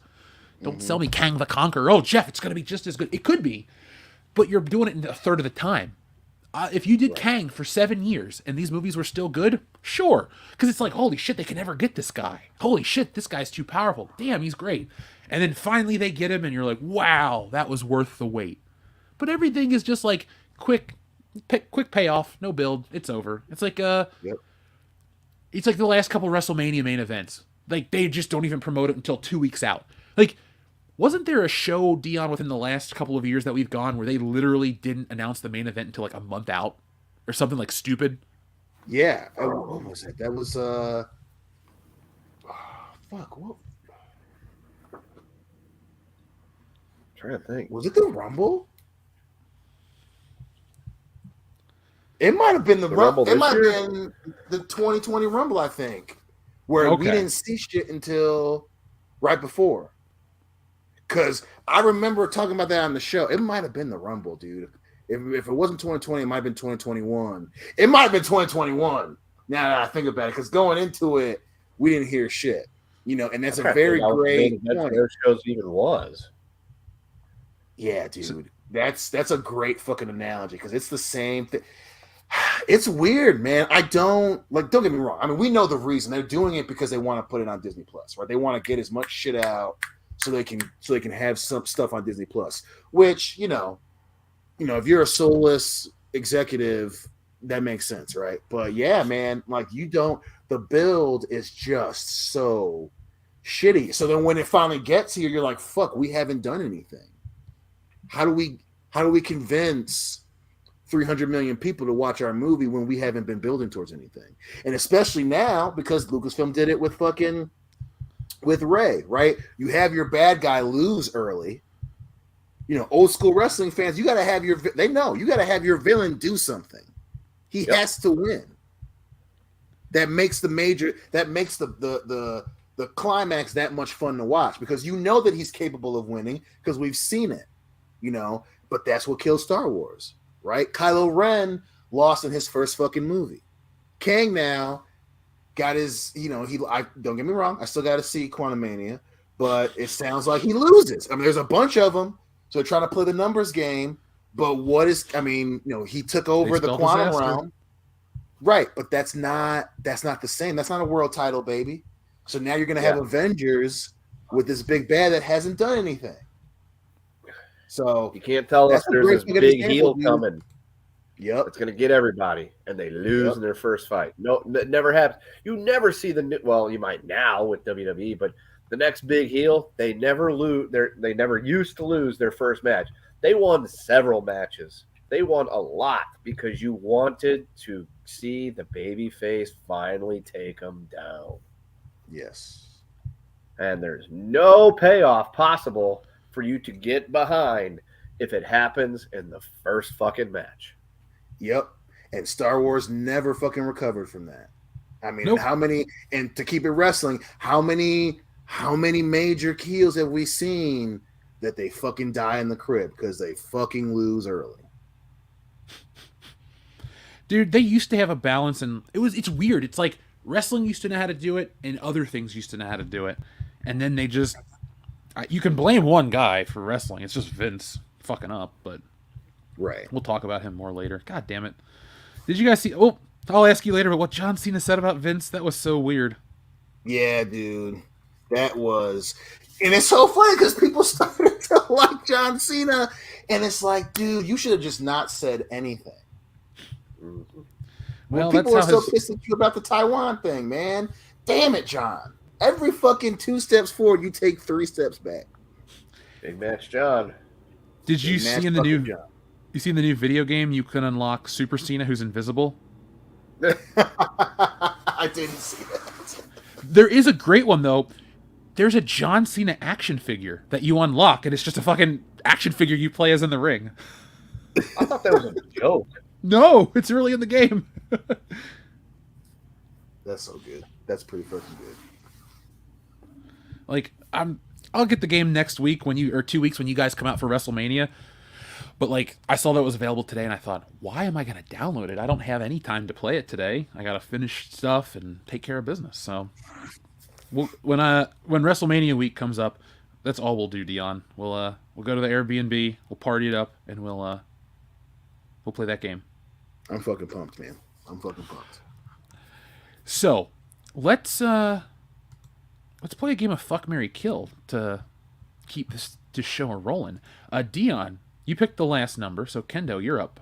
Please pick a number between 1 and 69, sir. Give me that old deuce. Old deuce.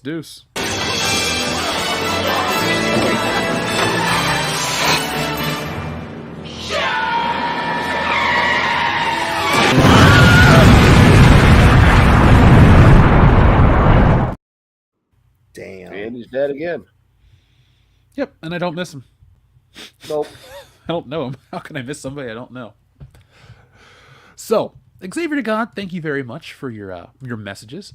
Folks, we're going to play some Fuck, Marry, Kill with the Super Chats. So, let's roll back a little bit, and here we go, the first one from our friend Xavier to God. This is a fiver, guys, so we're back to drinking. Oh. Fuck, Marry, Kill. Batman versus Bane from The Dark Knight Rises. The final battle between Spider-Man and the Green Goblin from Spider-Man. Or Kick-Ass and Big Daddy getting beat in Kick-Ass. Oh, I'm easily killing Kick-Ass and Big Daddy getting beat because it's a great fucking scene. When Hit Girl comes to save him, it's fucking awesome. Jeff and I watched that movie together. I lost my shit when the lights went down. Best I fucking Nicolas love that Cage movie. acting of all time.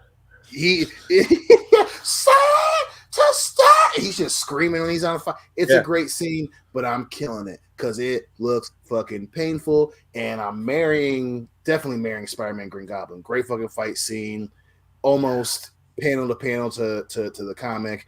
And then I'm fucking Bane and Batman because even though that movie wasn't great, I really do like that one, and just it's so memeable now. It's a great setup. He goes, we don't have to stand on ceremony here, Mr. Wayne. And Catwoman's like, oh shit, and Batman's like, I don't give a fuck. We about to fight, and he fucking loses and shit. Like it's just such a great fight scene. It ain't Spider-Man Green Goblin great, but goddamn it, I was ready to go get in a fight in the parking lot after watching that shit.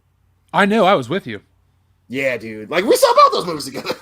Yeah, because that was during the year of 2012 where I would drive up to Michigan like every couple weeks because it was like you had just graduated. Mm-hmm. I was at UC, but I had, money to just like, I could come up. I got whatever. I had saved money from not going to UC or going to fucking MSU anymore. I got a scholarship to go to UC. And I used to come up and visit you like every fucking holiday. Mm-hmm. I was up there for St. Patty's Day. I came up a couple weeks later for something else. I came up a couple weeks later for Batman. Like, I put so many miles on that fucking car, but it was worth it. 2012 one of the best years of my life, and one of it was seeing all those goddamn movies, dude. Like it was, fuck. Get nostalgic over this motherfucker. Dude, seriously, I would say 2012 was one of the best years of my life overall because it was just like the perfect year because it started off right with. We'll just use pop culture stuff, but like for me personally, I was in a new school. I was very happy at UC. It was a great experience. Made new friends. That was great. But like the year started off right. I went down to WrestleMania. The Rock beat John Cena. The Avengers came out, and it was as great as everyone thought it would be. Batman was good. The only thing that sucked in 2012 was when Disney bought Star Wars at the end of the year. But like, and then Christmas was great. Everything was great. Yeah. I will give the exact same rating as you did for the Fuck, Marry, Kill. I don't have anything else to add. You said everything perfectly. So, My answer thank you, too. Xavier to God. Now, up next, we have one from Xavier to God. Fuck, Marry, Kill. All the Rock versus Stone Cold WrestleMania matches. Oh, you bitch. Oh. Oh, you bitch. Well, it's easy for me. I will marry WrestleMania 17. I will fuck WrestleMania 19, and I'll kill WrestleMania 15.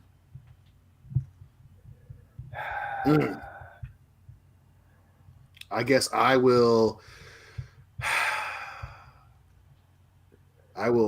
marry 19. I'll fuck 17 because as much as I love Stone Cold, that ending just pisses me off. And I gotta, god damn it, I don't want to kill. I mean, it's definitely the worst of the three, but it's not. Yeah, I gotta kill 15 too. I watched it the other night. Kendo, what about you, sir? Fuck. Shit. Fuck 19. Marry 17, even though I hate that ending, and kill 15. I think, look, I understand that the ending to WrestleMania 17 did damage pro wrestling and it did damage the Stone Cold character, but I personally thought it did add a lot to like make Stone Cold be so desperate to win the belt that he would do anything. And you're like, whoa, I didn't see that one coming. Now they handled it poorly. So I'm with everyone that thinks like, oh, the invasion. Well, I like the invasion enough. It ain't great, but it's fine. Yeah. There's worse things from it, or there's worse things in wrestling. Yeah, Invasion is essentially Rise of Skywalker. Like, it could have been better, even though I don't like Rise of Skywalker. But it was the same situation where it should have been way better than what it was. You know, I'm gonna go with Invasion's like Attack of the Clones. There are parts it's pretty shitty, but at least there are some parts that are pretty awesome. Yeah, and to your point, man, I what you're saying is true. I think that storyline hits way better if he stuns Vince at the end. But I enjoyed, and because Kendo and I talked about this a little bit when we were watching the Rumble, when we were all watching the Rumble. You know, I love the paranoid rattlesnake thing. I really enjoyed it. But like you said, it just should have been better. That was, you know, him just shitting on Taz. You know, unless Booker T got real short and real fat real fast, you're not Booker T. Like, I fucking love that. But it should have just been so much fucking better. Like, it should have been Sting. It should have been the NWO early. And it should have been fucking Goldberg. Like, he should have just paid them what they wanted. And let's make some motherfucking money. Yep. Yeah, he'd have saved wrestling. Yep. I think that's what everyone needs to remember with the real narrative, that Vince McMahon was too cheap to do what he needed to do to make the invasion work. It wasn't like, you know, of course some wrestlers are going to sit at home and work on their contract or take their money, but like, if Vince really wanted Hulk Hogan and all those guys, he could have put up the money. They were now on Wall Street. They were profitable. They're coming off some of their best times. You know, the Attitude Era was a huge hit. Hand over fist. Money's coming in for merchandising. Games sold like crazy. Like, everything back then was gold. And they just were too fucking cheap, man. I can't believe that's what it is in hindsight. Just being too cheap. Well, you know, and Keno said this years ago. You know, Vince just fucking hated WCW. The only reason, you know, Booker T's a Hall of Famer. That's why Vince eventually gave him a world title, and Vince liked him enough, right? So, you know, but even then, like, you can't. You're just so that's just people need to remember that, because he was so fucking cheap. Because you didn't have to fucking bring in ECW. You didn't have to. Don't get me wrong. I mean, I'm glad that they kept O'Hare and you know, because they were the tag champs. But you didn't fucking need. You didn't need ECW. You didn't need half of those WCW guys, you know. And to your point about the merchandise, you cannot tell me that after 17, that those WCW t-shirts, that merchandise alone would have paid for their fucking contracts. Oh God, yeah. Which is insane. And those NWO shit would have flown off the fucking. If it's fucking NWO. And it's NWO versus Rock in Austin. God damn, dude. Sting and Taker. That shit pays for itself. Dude, just in the TV shit. Just for Raw and SmackDown. Fuck yeah. And if they wanted to actually make this a bigger deal, you realize they could have made an Invasion wrestling video game within a few months of the angle happening. Because remember, if they would have owned everything outright in early '01, Vince could have just paid to re-release the WCW game, and they could have made one, because that's how Chris Jericho's in No Mercy. Excuse me, not No Mercy. Chris Jericho is in WrestleMania 2000, yet he had only debuted about 3 months earlier, and no other wrestler showed up in that window. Nothing actually updated in the game from like a certain point on, but Jericho was the rarity because they just took his old WCW game character and just plopped him in the game. They could have taken a game, they could have taken No Mercy and Revenge, literally put it together on one cartridge and called it Invasion, and we made a fuckload of money. And I understand you got a license and this and that, but the WWE alone would have sold so many games that they could have received. That would have covered contracts. Like, I did like how Ric Flair came in and like, hey, I'm going to buy this and do that, and was trying to like whip out the money dick versus Vince. I thought that was funny. But like, other than that, man, they just... And you still could have done that because he ended up getting there. You still could have been like, hey, it could have been Flair leading WCW against Vince. You still could have done that. And like I said, I'm not saying I understand all the intricacies of contract and shit, but I can't imagine that Hogan, Hall, and Nash, if you say you give them $1 million, whatever, you say, hey, whatever you sell in merchandise, you get a huge percentage of that to get them on TV. They don't even have to wrestle right away. Yeah, and they could just cause shit for months. Right, and even if Triple H still gets injured, you can't tell me that you have fucking 2-man power trip, Rock, Jericho, the Brothers of Destruction against that fucking the NWO, fucking O'Hare and Cannon were hot before WCW fucking folded. Sting, you pay him, that fucking Sting's gonna be a little bitch about it. Just give him what he wants, get his ass on TV. And then you have whatever amalgamation you want to do of the Horsemen. God damn, dude. God damn. That shit would have paid for itself in like 3 months. Yeah, because dude, it was a different beast back then. Yep. But we get some good matches.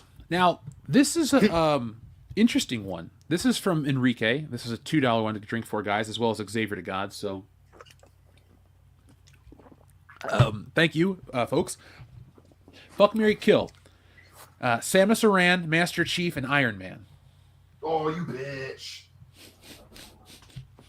Well, I'll marry Iron Man. I'll fuck Master Chief and kill Samus because, well, hold on. No, I won't. I'll marry Master Chief, I'll fuck Samus, and I'll kill Iron Man. I don't like Iron Man as much as the other two. Like, I love Halo. Well, Halo 3 and 1 and 2. But, like, how much Iron Man shit do you guys actually own? I mean, I think I should be an asterisk because I love Iron Man. But, I got the figure, the statue. I got a bunch of Iron Man comics, not a bunch of Iron Man comics, but I got a couple Iron Man comics. Remember, I bought those fucking games. You guys had to hide Iron Man 2 from me, but oh yeah, if I gotta, I'm fucking Samus, marrying Iron Man, and goddamn, I gotta kill Master Chief. God damn it, I never wanted to say that. Kendo stepped away for a second. So we're up next with Fuck, Marry, Kill. A-Wing, X-Wing, B-Wing. Ooh. Marrying the X-Wing, fucking the A-Wing, and killing the B-Wing. I will marry X-Wing, fuck A-Wing, kill B-Wing. I think B-Wings are stupid. Now, we're going to wait to read this one until Kendo comes back. Let's see. John Thomas says, Dion hates Rise of Skywalker because of space horses, and that's a $5. You're not wrong, brother. You're not fucking wrong. God damn, that part was so fucking stupid. Like, oh, I gotta drink a beer just to wash it out of my mouth. Susan Dolan, thank you very much for your super chat. This is a 2-1. I gotta open a new beer. She says, when is Wokebusters coming out? No news on it. Actually, Susan, I had updated a couple days ago. I shared some new pictures. I'm still working on it. Like I had sent out this stuff earlier to everybody, but I keep sharing pages and updating everybody. I really just want to work with an inker and get a couple things done quicker to get the book out. So I'll keep sharing pages. I don't want to share too much because I don't want to share the climax of the story and everyone goes, oh, okay, that's how it ends. So I'm just going to keep updating people. I'm one man. I'm just doing everything myself. That's why I'm looking to hire an inker because, you know, a page is fine. 80, 90 pages, you go, shit. And then you got to draw it and then ink it. And it's a lot of work. So taking care of that, I'll get it out this year for sure. I'm shooting to have it out to everybody. I'm working the Cincinnati Comic Expo. I want to have physical copies in person. So I'm going to see see what I can do to make that happen. So folks, just be on the lookout. I will keep sending updates with new pages and stuff as I keep working on it. I'm excited by the project. I love to talk about it. I'll be talking about it more in the future. So just keep on wokebusterscomic.com for more updates. Follow us on Twitter for more updates there. And make sure your information's up to date on Indiegogo, because when it's all done and everything's in person, we're just going to say, hey, everything's going out, and then it's going to be on its way to you. So thank you to everybody who's backed it. Go to wokebusterscomic.com to get yourselves a copy, and be on the lookout for yours when it arrives, folks. It's a big epic, and I mean that. It's a big book. I added a lot more pages than I thought they were going to be there because it was funny. So I'm proud of the story. Wokebusters is not one of those books that has a staple in it. It's a full-size graphic novel, and it features the WCBs guys in a way you've never seen us before. It was so exciting to draw because Stealing Solo is awesome. You're going to be seeing more of that soon. But, like, that was fun. That was great. I really enjoyed Stealing Solo. It was a great time for us.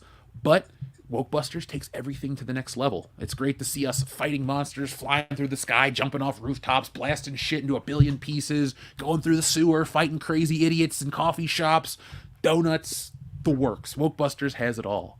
I'm going to have trailers made as soon as I get more stuff colored and ready for everybody. But Susan, thank you very much for backing Wokebusters. I appreciate your support. Hey, Kendo, you back? I am. Okay, cool. We had a Fuck, Marry, Kill. That was, I couldn't read without you. All right. This comes from Shrebbles08. Fuck, Marry, Kill. Top Gun, Maverick, Mission Impossible 6. Kill Mission Impossible 6, fuck Top Gun, marry Top Gun, or Kill Mission Impossible 6, fuck Top Gun Maverick, and marry Top Gun. Dion? Damn. Wow, I did not see that one coming. Marrying. Damn, that's a tough one. Y'all been fucking dropping fuck, marry, kill bangers tonight. Yeah. I will marry Mission Impossible 6. I am gonna fuck Top Gun, and mainly because of the people. This is just process of elimination, everybody. I gotta kill Maverick. Don't be mad at me. Oh. What? So I'm torn because, this is a tenor, guys, so it's a big drink, half of it. I'm going to marry... I'm going to fuck Top Gun Maverick. I'm going to kill the original Top Gun, and I'm going to marry Mission Impossible 6. I like all the movies, but Top Gun Maverick was awesome, and I think I liked it more than the original. So that's what it is. But thank you very much for that.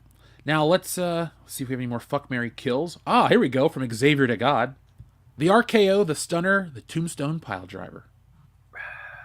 Oh, god damn. Definitely marrying the Stunner, fucking the RKO, and I gotta kill this Tombstone. Ooh. Kendo? I know, that hurts. I'm sorry. Don't be mad at me. Fucking no, because I would say fuck the Tombstone when Undertaker does it specifically, because he's the only one that should be doing it. But a lot of people have done it, so I'm gonna have to kill the Tombstone. I'm gonna fuck the Stunner, and I'm gonna marry the Diamond Cutter. I will marry the RKO, fuck the Stone Cold Stunner, and kill the Piledriver, because I love and respect the Undertaker and all of his achievements in wrestling, but you can hit that RKO out of nowhere, and the memes alone were awesome. And then the Stone Cold Stunner is like top 5 most iconic wrestling moves. Dude, you can have a guy talk for 20 minutes, hit him with one stunner, and that's worth the price of admission. So, Yep. I mean, how do you ever downplay the... By the way, too, of all the big marquee wrestlers, is the Stone Cold Stunner the best finishing move of a world champion? Because, like, I love The Rock, but the People's Elbow is not effective. He's won world titles with it, but it's an elbow drop. I think the Stunner is probably just it. I put the Stunner at 2. I think the super kick, the original super kick, is the best finisher for winning a world title. I fucking listen, Stone Cold's still my favorite, but it's just something about that specifically Shawn Michaels tuning up the band, kicking somebody in the fucking skull and going for the pin. It's very storybook where the Stunner can get, it's good, but I think especially after he's retired, it's become kind of cartoony. So yeah, I think it's number 2, but only because of specifically Sweet Chin Music. Another fuck, marry, kill comes in from our friend Darian217. This is a great one and a $2 one, guys. Xenia Onatop, Wei Lin, and Jinx Johnson. Damn. Fuck Wei Lin, marry Xenia Onatop, and unfortunately, we're killing Jinx. Marry Wei Lin, fuck Jinx, kills Onatop. Well, Xenia Onatop is I think she's one of the hottest Bond women ever, so I'm going to marry her just because. And then I'm just going to be me. I'll fuck Jinx Johnson and kill Wei Lin because I'm strictly judging by looks, not coolness. Sorry. You said Bond girls. That's what they're traditionally there for. TLJ Screwjob says, fuck, marry, kill wrestling feuds. This is a $2 one, guys. Triple H versus Stone Cold versus Rock, Stone Cold versus Vince. Oh, you bitch.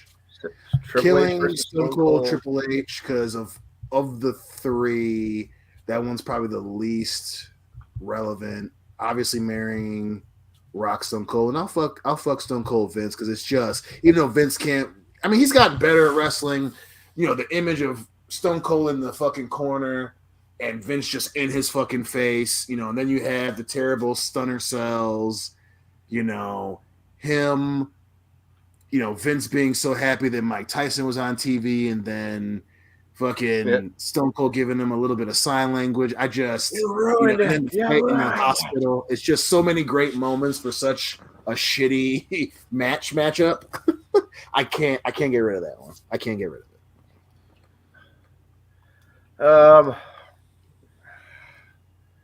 Are we talking about like rivalry wise? Yeah. Oh fuck! Fuck Stone Cold versus The Rock, marry Stone Cold versus Vince, and kill Stone Cold versus Triple H. Agreed.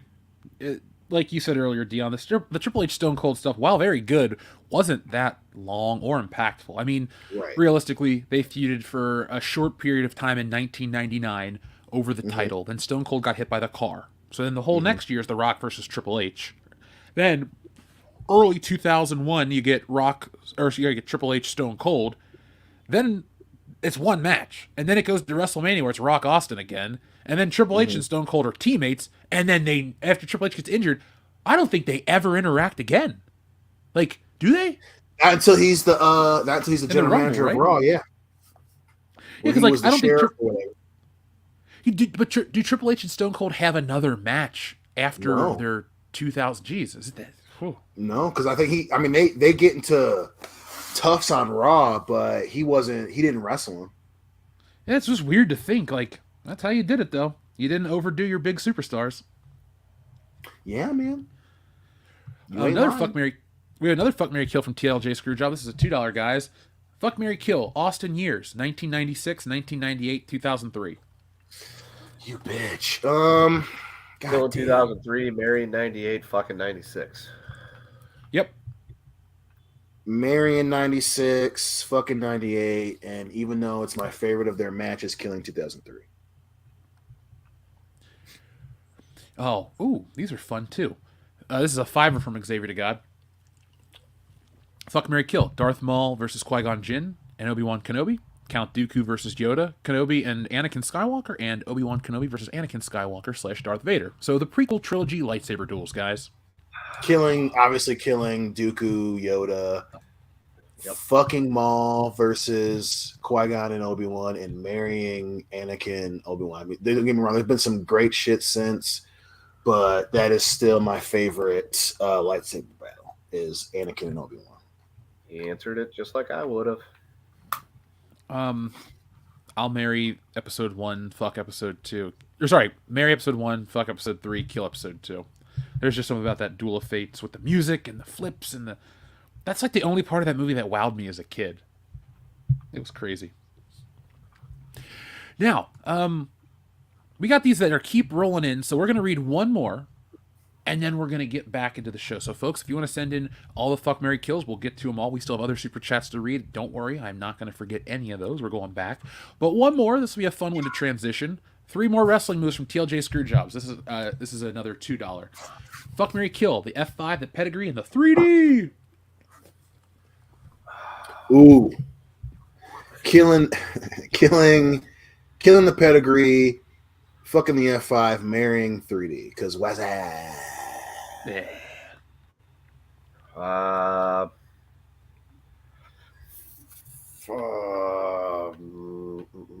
So let's see, killing the Pedigree, fucking the 3D, and marrying the F5. I'll fuck the 3D, marry the Pedigree, kill the F5. I don't like... It's whatever. It's fine, but the 3D's fun to watch. And requires 2 people. Now, what do we have next here? I don't know why I'm asking you, because I got the script in front of me.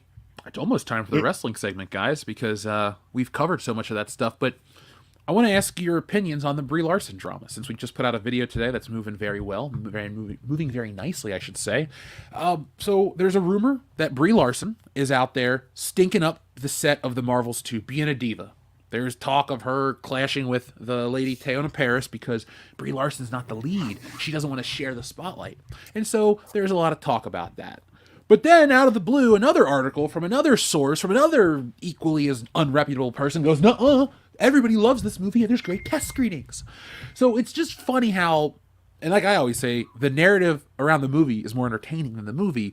But can you believe there's a Hollywood, not even Hollywood, it's just 2 people fighting over this movie sucks and it's doing terrible or this movie's doing great. Like, are you surprised how petty we've gotten?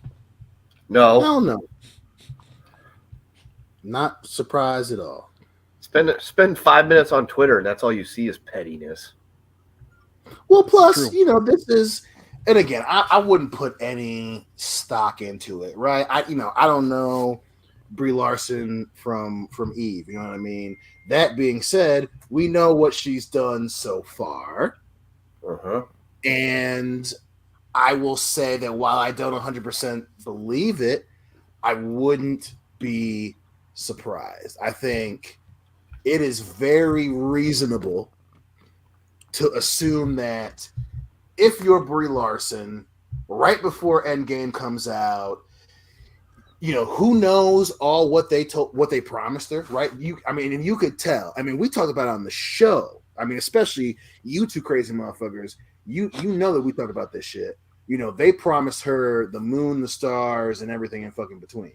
So to have that happen to you, the movie comes out, behind the scenes, it didn't do that well. Whatever, it made $1 billion.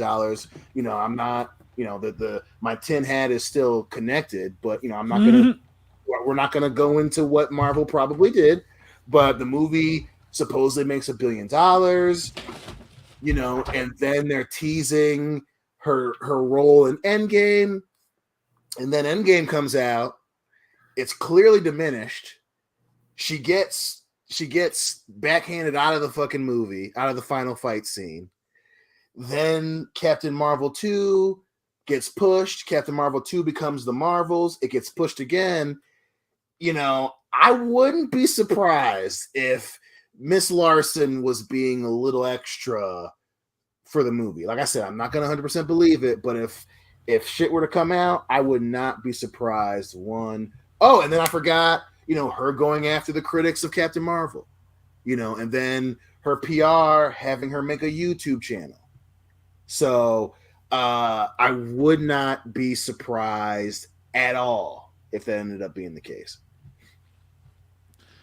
I know it's weird to talk about this without Nick here, his former ex-wife. But, Yep. What do you think, Kendo? Do you think any of this is believable, or do you think it's more rumor shit? I think it's just dumb shit is what it really is, because if it's a bunch of rumor shit, it's stupid rumors to put out there that are completely fucking pointless. If it's real, then it sounds like a bunch of petty squabbling and bullshit where adults are acting like children. It's like Dion said. Did they probably promise her a bunch of stuff? Maybe. It seemed like she was the hot hand that they wanted to ride with the Captain Marvel movie and everything. But the movie came out.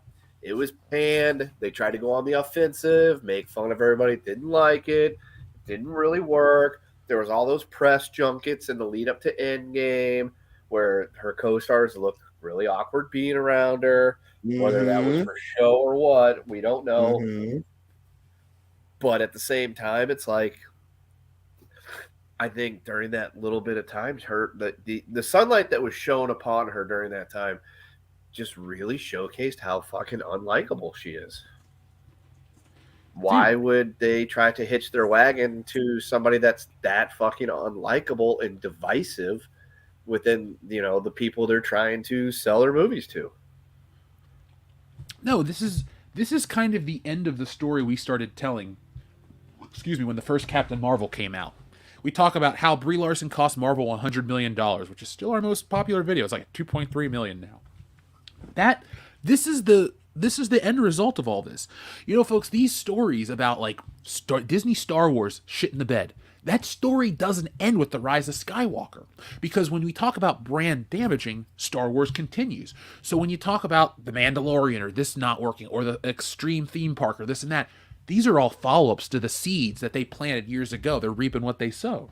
So that's why I'm more on the side of this with Brie Larson and her crap and her drama, not because I want to believe, it's because it's par for the course. This lady is like this. And you guys remember when they had like the body language expert decipher that the Avengers cast actually disliked her when they were sitting around during the press junket and all that stuff? Like, yeah. Monster 01 is right. She is super abrasive. She's like 00 steel wool abrasive.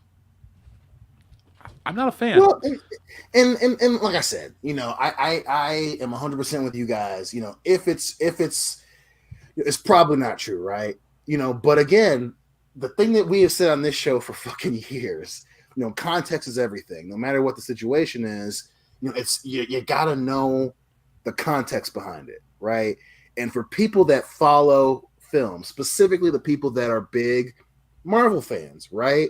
Like that was a real thing, no matter what Twitter says, because and to the point that we've always made about Twitter ain't running to her defense right now, right? But no matter what Twitter says, that time period of Captain Marvel right before Endgame was really fucking weird. It was, and she was really fucking weird about it. And Marvel was really weird about it. And again, I'm not 100% going with, my conspiracy theories on the whole thing. But goddamn it, where there's smoke, there's fire. And everybody knows, even if you like Brie Larson, you have to admit, it was really fucking weird, dude. It was so weird. And listen, again, I truly, truly believe that they promised her the fucking keys to the kingdom. And when they didn't deliver, any natural person, and she wouldn't even be wrong, right? And it's okay to be pissed about that. But things change. This is Hollywood. But again, we know that she does that. And you don't have to be a body language expert. The way she interacted with her co-stars, it was fucking weird, man. Mm-hmm.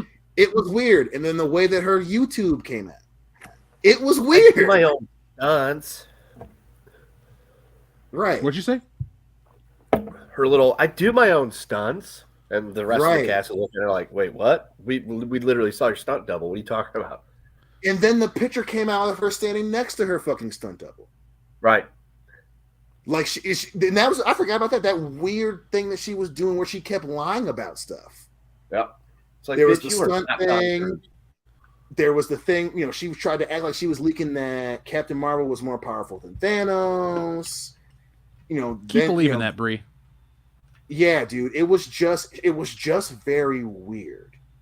And everyone knows someone like that in their personal life, whether it be at work, whether it be when you went to school, whether it be in your friend group. Everyone has that one person that you like them, but they fucking rub people the wrong way. And Brie Larson is that person. And I wouldn't be surprised if it came out that she's a lot closer to Alec Baldwin than to Helen Mirren in her mind. 100%. 100%. I could see that. Now, how many people is she going to kill by the time she's done in Hollywood? That's the real question. Yeah, and then the fucking already GQ Brie Larson answers thing. And she just comes off like someone who's she spends too much time looking at herself in the and everyone knows that person. My sister and I were talking about this chick Rachel that we went to high school with. Like there's always that one person who just wants you to know how smart they are. And there were so many moments where she was doing that, and it's just like she's just so fucking weird. I can't help but laugh about it. I hope it's true, because that would be hilarious. But again, I would have given anything to be a fly on the wall when she was going after the critics and shit, and whether it be Kevin Feige or the Russo or whoever fucking talked to her, I would have spent a lot of money to see how she was handled right before Endgame came out. I would have paid thousands of dollars. Well, you don't get to pay for that anymore. I should take this off before we get a copy strike. Sorry. Let us down personally.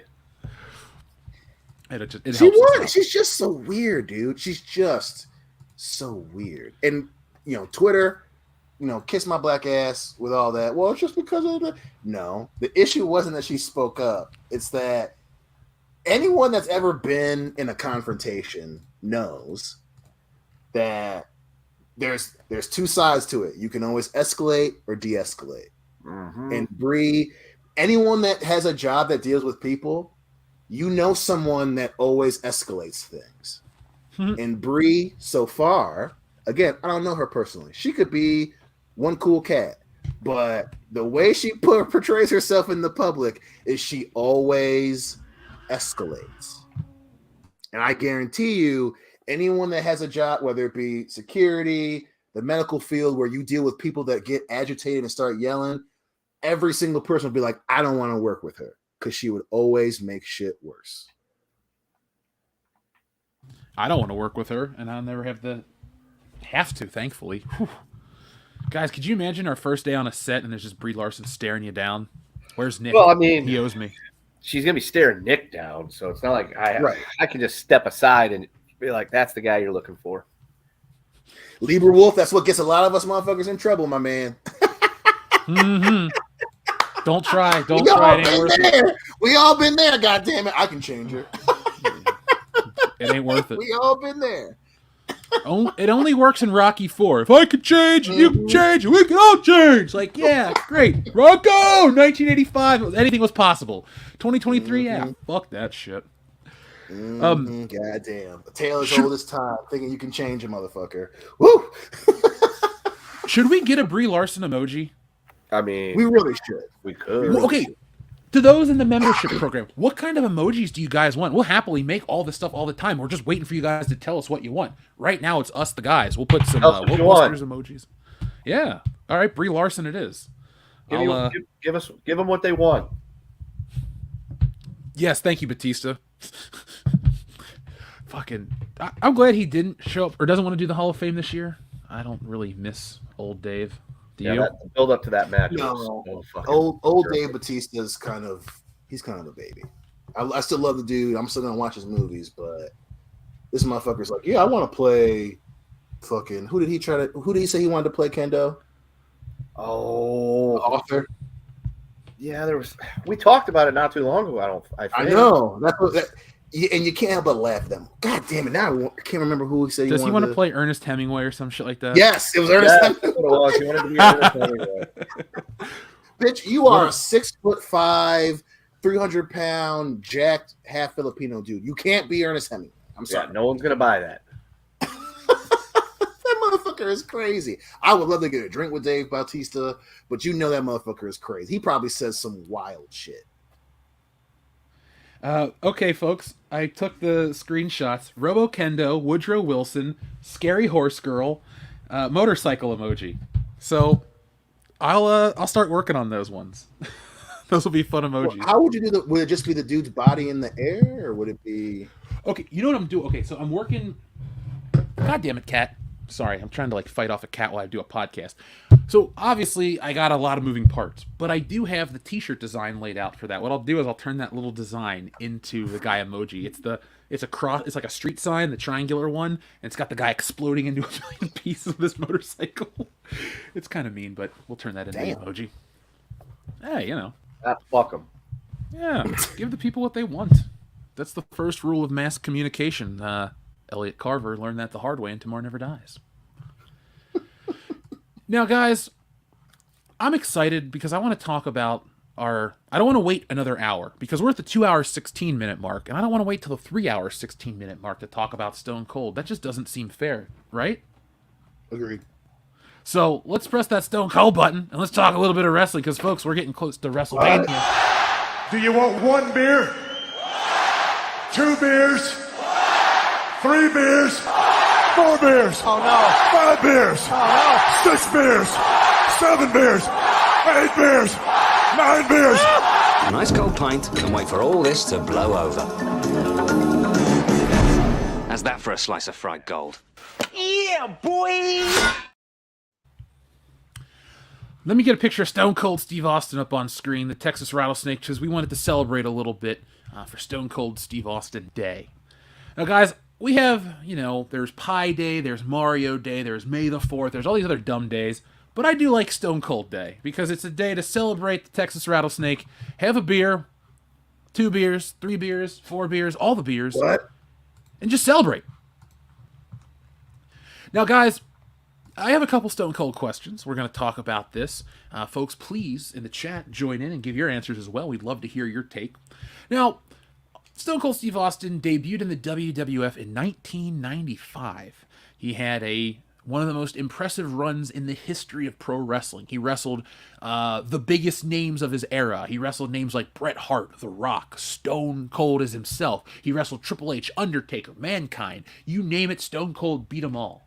And so, guys, off the top of your head, just, what do you think the best Stone Cold match is? Because I know we always talk about the Rocks and there's this match and that match. But one match that I don't think most people talk about when they talk about Stone Cold's best, and I mean absolute best, I think the 3 Stages of Hell with Triple H is one of Stone Cold's best matches. Mm-hmm. Yeah, that's up there.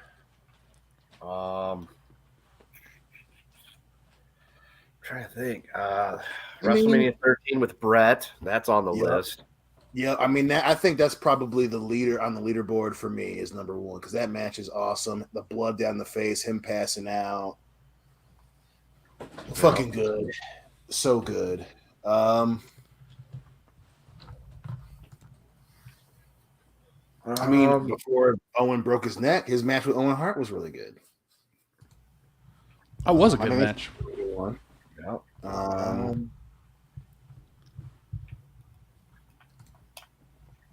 I was going to say, listen, I love 17. What was that, Kendall? I was going to say all 3 of his WrestleMania Rock matches, although. I will die on this. I think 19 is the best one. That's a great 19 best. That's a 19. I think that's super under fucking rated. Yeah. 3 Stages of Hell is really fucking good. See, WrestleMania 19, it's so weird for me because I love The Rock. That's my favorite. And when I watched it as a kid, I was like, finally, he beats him at WrestleMania. But there's just something so sad about that match. Like, knowing Stone Cold was injured, knowing he couldn't go, knowing about the night before he's in the hospital. And it's just such it's like Randy the Ram Roberts in the wrestler. It's just kind of like this series of dour events, and then it ends. And you're just like, oh, well, you don't want to watch a great performer go out because he can't go anymore. So that's why the WrestleMania 19 match doesn't sit well with me, because I know everything that's going on. I know what The Rock is saying to him in the ring. I know that he's barely hanging on. I know he's giving everything he's got, and that's it.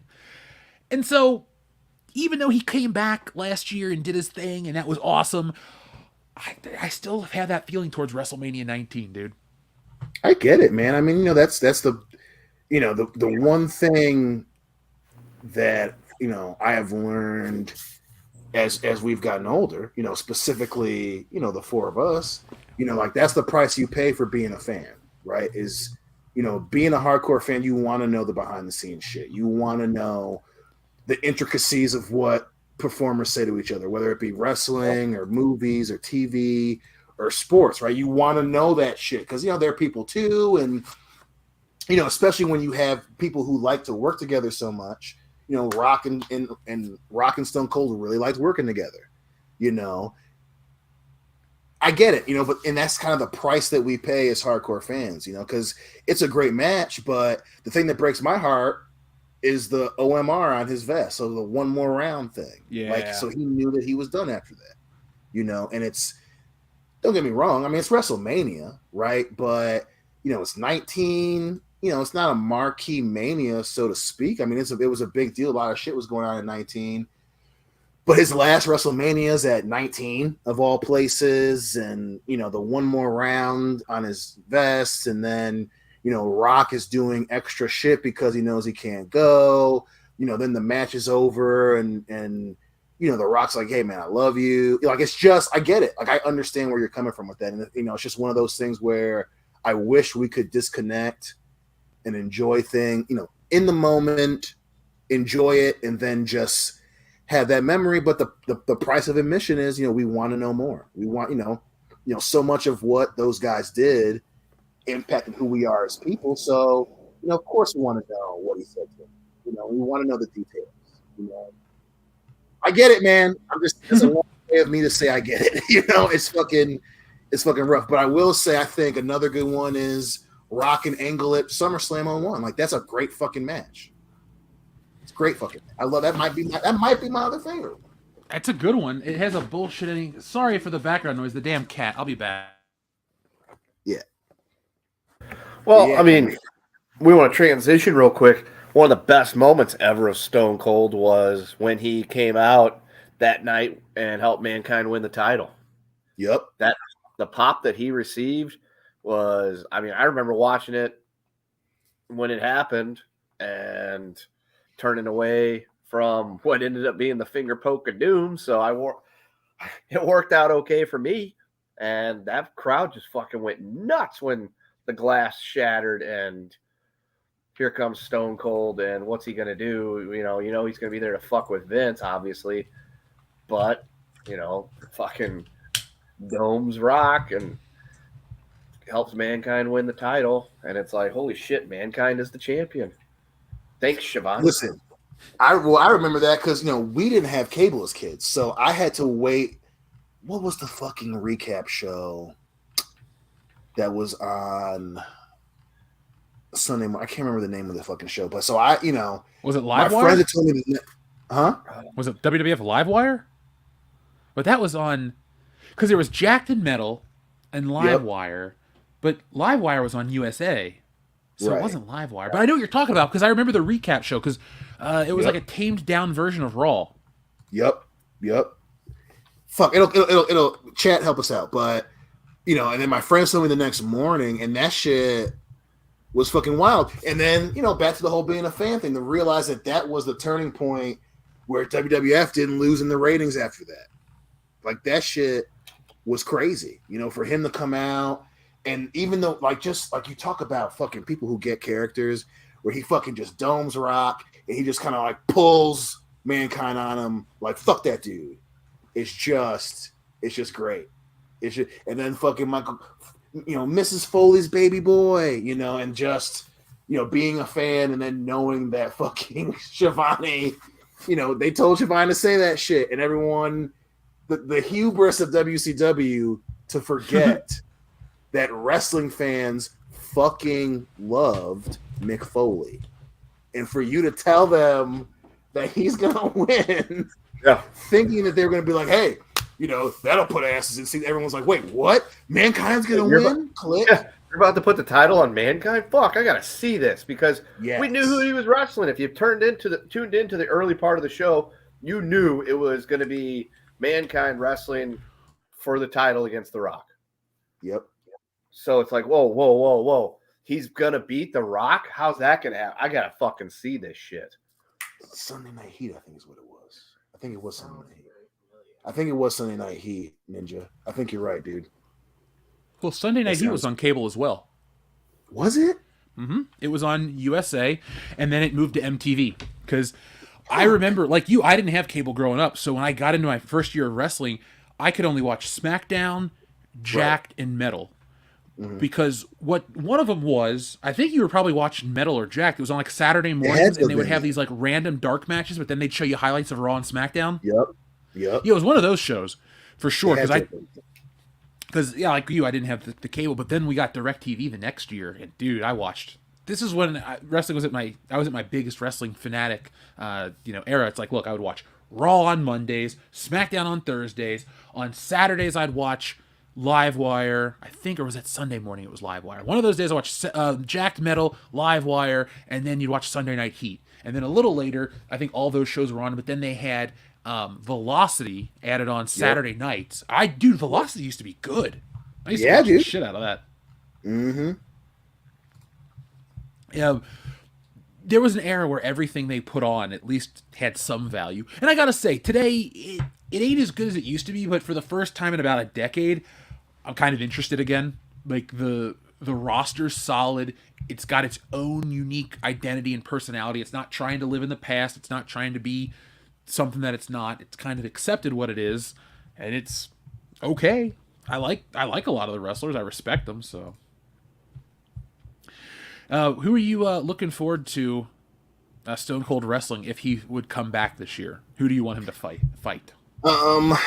My dream scenario was for it to be The Rock. I was really hoping that since Rock wasn't going to get Roman, that we would get a pretty much just a fucking nostalgia fest.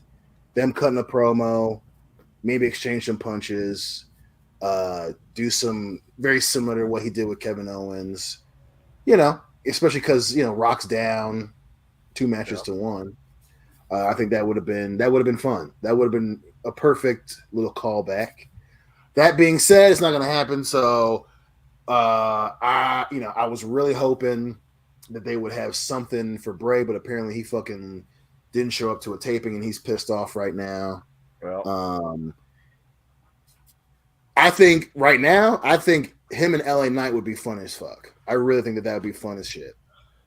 Yeah, but the only problem is LA Knight just got beat in the fucking rave party match. So he can't take another loss. And if he's going to fight Stone Cold at WrestleMania, he has to lose.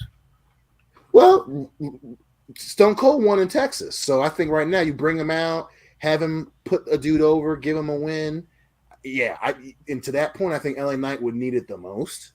He already got his win in Texas. So, and I don't think he'd have a problem fucking giving someone the rub, So I would kill for it to be Austin and LA Knight. I really would. I'd watch that match. I mean, I'll be there, so I really don't have a choice, but that's the only one I can think of. I've been, checking out the rumor sheets and WrestleMania and all that fun stuff. I too think that, but it'll just be exciting to hear him come out, hear the music, all that fun stuff. Mm-hmm. Mm-hmm. Now, in regards to Stone Cold, where would you rank him? Do you put him on your Mount Rushmore of wrestlers? I do. Yeah, definitely. I listen. I'm in the camp. You and I have talked about this years ago, Jeff. But Stone Cold and The Rock was that really rare situation where him being the man and then The Rock becoming the man happened at the perfect fucking time. So I find I can't help but, I would put them as one entry on the Mount Rushmore. On Mount Rushmore, at least on mine. But that being said, yeah, I mean, I think he's the greatest character of all time. I put him, and again, I do it because it's the two. You can't have Batman without the Joker. I put Rock Austin up in the same level as fucking Hogan. I think those two. God, I mean, especially for us being kids, and I was a fan when they became popular. That shit was fucking crazy. Stone Cold was fucking crazy popular. He's 100% on my Mount Rushmore. I would put him there too. Now, I know most people want to break down the wrestlers by era and stuff, but for me personally, like, it's going to be Austin, Hogan, Rock. And then that's the hard part for me, because I want to put like Shawn Michaels, but then Bret Hart, and there's all these other great guys too, so it's very difficult for me to finalize it. But to me, Stone Cold, it's like Stone Cold, Hulk Hogan, Rock. They all inhabit the same space as the three biggest ever. Like that's the trifecta of their biggest stars. I throw Ric Flair as my fourth, because he represents non-Vince McMahon wrestling. He's the biggest star. Is he the biggest non-Vince McMahon star, or would you say Bruno Sammartino is a bigger star?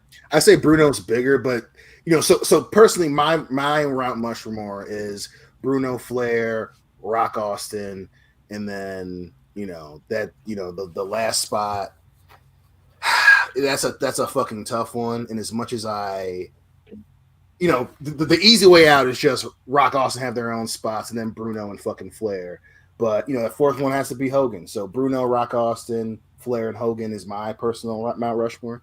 So and Bruno has to be, especially because people who, not history fanatics, but people who at least understand the history of pro wrestling, Bruno was fucking huge. And people that don't want to admit that wrestling is a sport and all that shit, that's a conversation for another day, But Bruno, in terms of popularity, for people who weren't wrestling fans, like, people knew who Bruno Sammartino was, and that motherfucker was champion for what, like 20 fucking years almost. I mean, collectively speaking, so it's, he's got to go up there, even though he's a product of his time and a boring fucking wrestler. I gotta put that dude on there. To answer Xavier to God, I love Chris Jericho. He's my second favorite wrestler of all time. But I also look at this, I try to look at it a little objectively, and like, I love Jericho, but he doesn't really mean as much to the world of wrestling as the other people, and he doesn't transcend it the way the other guys do. I'm not saying he thinks he does. He's almost there. The thing is, like, he's in the same conversation, and he's more talented than a lot of the guys we're talking about in terms of promo and mic work, or promo work and ring work and stuff like that. But he's just not the same. Like, he's in the same category. He's just not at the same height. Does that make sense? It does make sense. I think you're 100%. Yeah. I would say Jericho gets a lot of love, even though the older he gets, the dumber shit he says. But, I would 100% die on this hill. Jericho is the Ric Flair of this generation of wrestling. And that dude could do it all. He's older. He can still go. He has a mind for the business. He cares about the fucking business. He's a good businessman. Like, he's like you said, he's in the conversation, but he's just not rocking Austin. Like, he's just not Flair. But he's the Flair. You know what I'm saying? Like, he's the Flair of this. Like, everyone knows him, and he's good. The dude's been champion again, but he's just not rocking Austin. He's just. I'd say he and Triple H are on the same level. There's an intangible there that you can't put your finger on, but you know it when you see it, and he doesn't have it. If anything, he has some of it. Like, he has some of it, but he just doesn't have the intangible that Rock and Austin had. You're right. Like, if you go back to 2001 when he won the title, again, Jericho's my second favorite wrestler of all time. It felt like a step down that they gave Jericho the belt. When I was a kid, I was like, why is Chris Jericho the world champion? And then after he lost it at WrestleMania, he didn't win the world title again until 2008. Like, that was 6 years. Like, he fucking quit and came back. I don't look at his first title reign as anything but kind of a disappointment, because he may have been the world champion, but he was not the main event.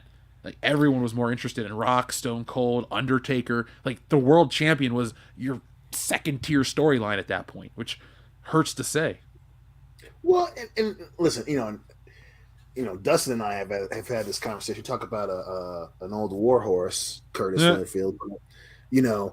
I enjoyed him as Undisputed. I really, because I was a huge Chris Jericho fan. So your weekly dose of Christian, I fucking loved it. I enjoyed the subversion of expectation when he won in Armageddon. I understand what they were going for, right? That being said, you're still right, man. Like he was the fucking first Undisputed champion. He was a great fucking heel. He even had a good storyline. But I think it goes back to what we were saying before. Vince fucked up Invasion. And if Invasion goes well, Jericho winning the belt goes different. Yeah, he won the WCW title. He and Rock had a great match. Yeah, but the shit with Stephanie, man. They made Jericho second rate to the dog. Like the whole Triple H versus Stephanie feud wasn't even like WrestleMania 18 was supposed to be Jericho's main event. Rock and Hogan stole the show, but more importantly, the build to that was really Triple H versus Stephanie. Jericho wasn't even the fucking star of his world title match at WrestleMania. And he's still, he's still a little angry about that, and rightly so. But that's where Jericho lives with me and will always live with me. He's in the same conversation, but ultimately he just can't live there. I mean, and I think that's why he has to still be a pro wrestler and still has to do AEW and try to legitimize himself in other ways and put over young talent constantly, because he's still trying to be, great. But he is great. To that point, the Le Champion thing worked. I love that he was their first champion. Like you Kendo and I were talking about that. Like that was the first time that we had been talking about pro wrestling that excited in a while, right? But you're right. He's a great ingredient, but he's never going to be the main course. No, he's a great ensemble piece. Yeah. And like I said, I loved it, right? But man, and I think that's one reason why he still likes Stephanie so much was because and again, I don't know what their conversations were. I don't know what they probably said to Vince going into 18, but for him to be such a fan of Stephanie, my conspiracy theory has always been that I think Stephanie was like, I shouldn't be a part of this. This should be Chris and Paul. And I knowing how Triple H is, knowing how Vince McMahon is, they probably got shot down, because that's the only thing that I could that's the only explanation that I have that makes sense to why he and Stephanie are such good friends is, because he was fucking second fiddle. I think she knew that. And I think Vince and fucking Triple H knew that, and they did it anyway. Especially since it was the main event over Hogan and Rock. I like how Glade Riven says it. Jericho is the salad. Yep. Yeah. He's the opening. He's the first course. Dude, he opens WrestleMania 17 with his great match against William Regal. Yep. Notice what I said. Great match against William Regal. Jericho always delivered too. Like you said, though, he's just the intangible that he lacked. But love him. I met him. It was fun. Would like to meet him again. Now we'll stick with wrestling for a moment, especially with Stone Cold. I mean, is there anything better than when Stone Cold fought Booker T in the grocery store? It's so fucking good. It is so good. So fucking funny. God, that's so funny. Price check on a jackass. Yep. I remember watching that live. He locks him in the freezer, and then he comes out and he has the milk, and he drinks the fucking milk, and just fucking hits him with it. God damn. Do you remember when wrestlers used to kidnap each other? Like Stone Cold straight up kidnapped Scott Hall and beat him up and poured beer on him and shit. Remember that? Yeah, dude. That was a wild storyline to use. Fucking kidnapping. Well, they did that for a while in AEW a couple years ago.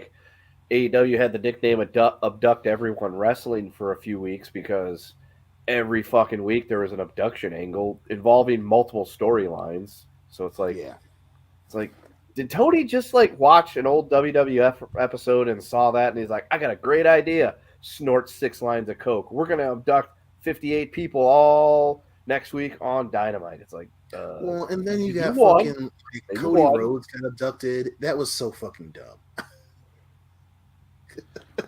He's only smoking mirrors though, bro.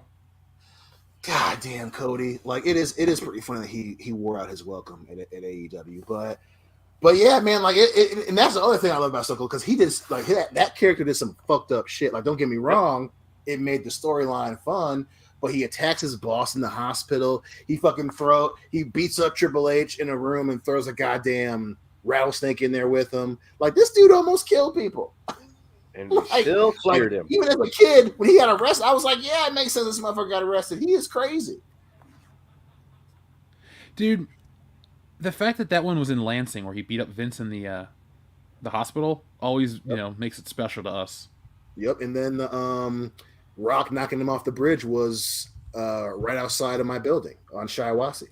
Isn't that crazy? Like, you work at a wrestling historical landmark. Yep. Every time, especially now, knowing that, watching it, you can kind of see the Lansing Center in the background. So it's like, I was always destined to be here. Now, WrestleMania, we're another week away, or another week closer, folks, which means you can come to the Hangout and meet up with us and spend some awesome quality WCBS time with the channel.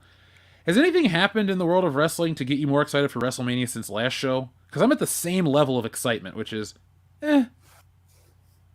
Yeah, I mean, Sammy getting kicked was before last show, so since last show, no. I mean, it's just been, it's not been a lot of great builds. That being said, I don't watch fucking Raw. I just kind of watch the highlights and read the recaps of them. I don't watch SmackDown either. But yeah, nothing. Yeah, I haven't seen any highlights that get me fucking excited. It's just, classic WWE right now. Yep, Raw is talk. Yep. What I'm going to do to celebrate more wrestling is, after we get off the air, I'm going to watch WrestleMania 5's main event and just keep on watching the good stuff, Hell yeah, man. Hell yeah. Now, that's WWE's fault. Now, speaking of the good stuff, let's check in with the audience, shall we? Because we have a lot of wonderful people that have been very patient tonight. We'd like to thank everybody who always supports the channel. Do us a favor, hit that thumbs up button. A little more, I know we're asking of you, but this one isn't for us. This is for YouTube to know that you like us, and it helps us become more searchable in the index. And we've seen our numbers going up, so we'd like to tell everyone thank you for joining the channel, for joining the membership program, all that stuff. But we see the numbers across the board, and it's exciting. Like we said earlier, we're shooting for our 200,000. I have a date. I'm not going to make it public, but I'm going to let you guys know when we hit there. We're getting really close. We're almost to 178 right now. Sorry, 177, and we're going to keep on trucking. So, folks, get ready. This is our year. And it is already. We're here. We keep moving. We keep doing stuff. So just look out for everything we do, because you don't want to miss out. I don't. I'm glad I'm here. Now, I'm going to pick a button, and then we're going to check in with the audience. So, here we go. Felt firm. Motherfucker, dick, pussy, snot, and shit. Good night. Good night. Suck my... Oh, I love his first shows. You can't have no curse show. So, checking in back with the audience, folks, we have, first off, let me scroll back a little to make sure nobody's message is left behind. Now, we've read the Coach Kendo stuff. We've read about the Killer Zebras. We've done the Fuck, Marry, Kill. Here we go from Rob Brantz. Oh, we read Rob Brantz. Thank you. Mr. Cleo from Greerstark. Let me get Mr. Cleo queued up, because the cards don't lie, and we need our friend Mr. Cleo. Mr. Cleo, is there a chance that The Mandalorian improves after this past episode, or will it get worse? Also, is there a Cool Runnings button yet? If not, random button will do. I did forget about the Cool Runnings button, but I'll get you a random button. Mr. Cleo, could you tell us more about The Mandalorian, please? Of course, darling. You're a Libra, aren't you? Anyway, let me go ahead and give you what you want. Why? Because the cards don't lie. Hold on here. Let me go ahead and get them down, darling. Oh, that's a Libra. That's a Libra. That's a Libra. Oh, the question, darling. The question, Mandalorian. Well, darling, it sounds like you're a Libra. You're a Libra, darling, but all I can tell you is this. Those Vepras still suck. Call me now. I'm in a mercy. Now, don't forget to drink, guys. This was a very generous $10 one. I had to open a new beer, so drink half.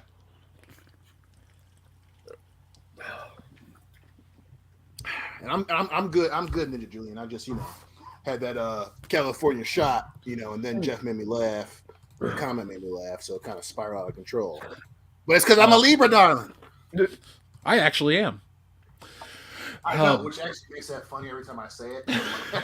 It's like, yes, Dion, I'm a Libra, darling. Call me now. So we've read the Fuck, Marry, Kill. We read that one.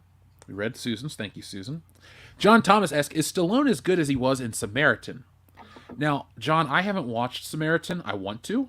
I was very high on the idea. I just haven't had a chance. But I'll say this is my favorite Stallone performance since Rocky. I really like the character of Dwight Manfredi. Damn, dude. He's a 75-year-old he's a 75-year-old made man coming out of prison. He's the best dressed dude. He whoops ass. He's smart. He's cool. It's funny. This woman throws himself at her. It's like hilarious. It's hilarious. Like, you just gotta watch the show. It's like, for as much as they've ruined James Bond, Dwight Manfredi's a fucking pimp in the modern day. And if you don't like this character, I don't think you'll like any type of character. I'm taking it that serious. He's that good in the show. All right.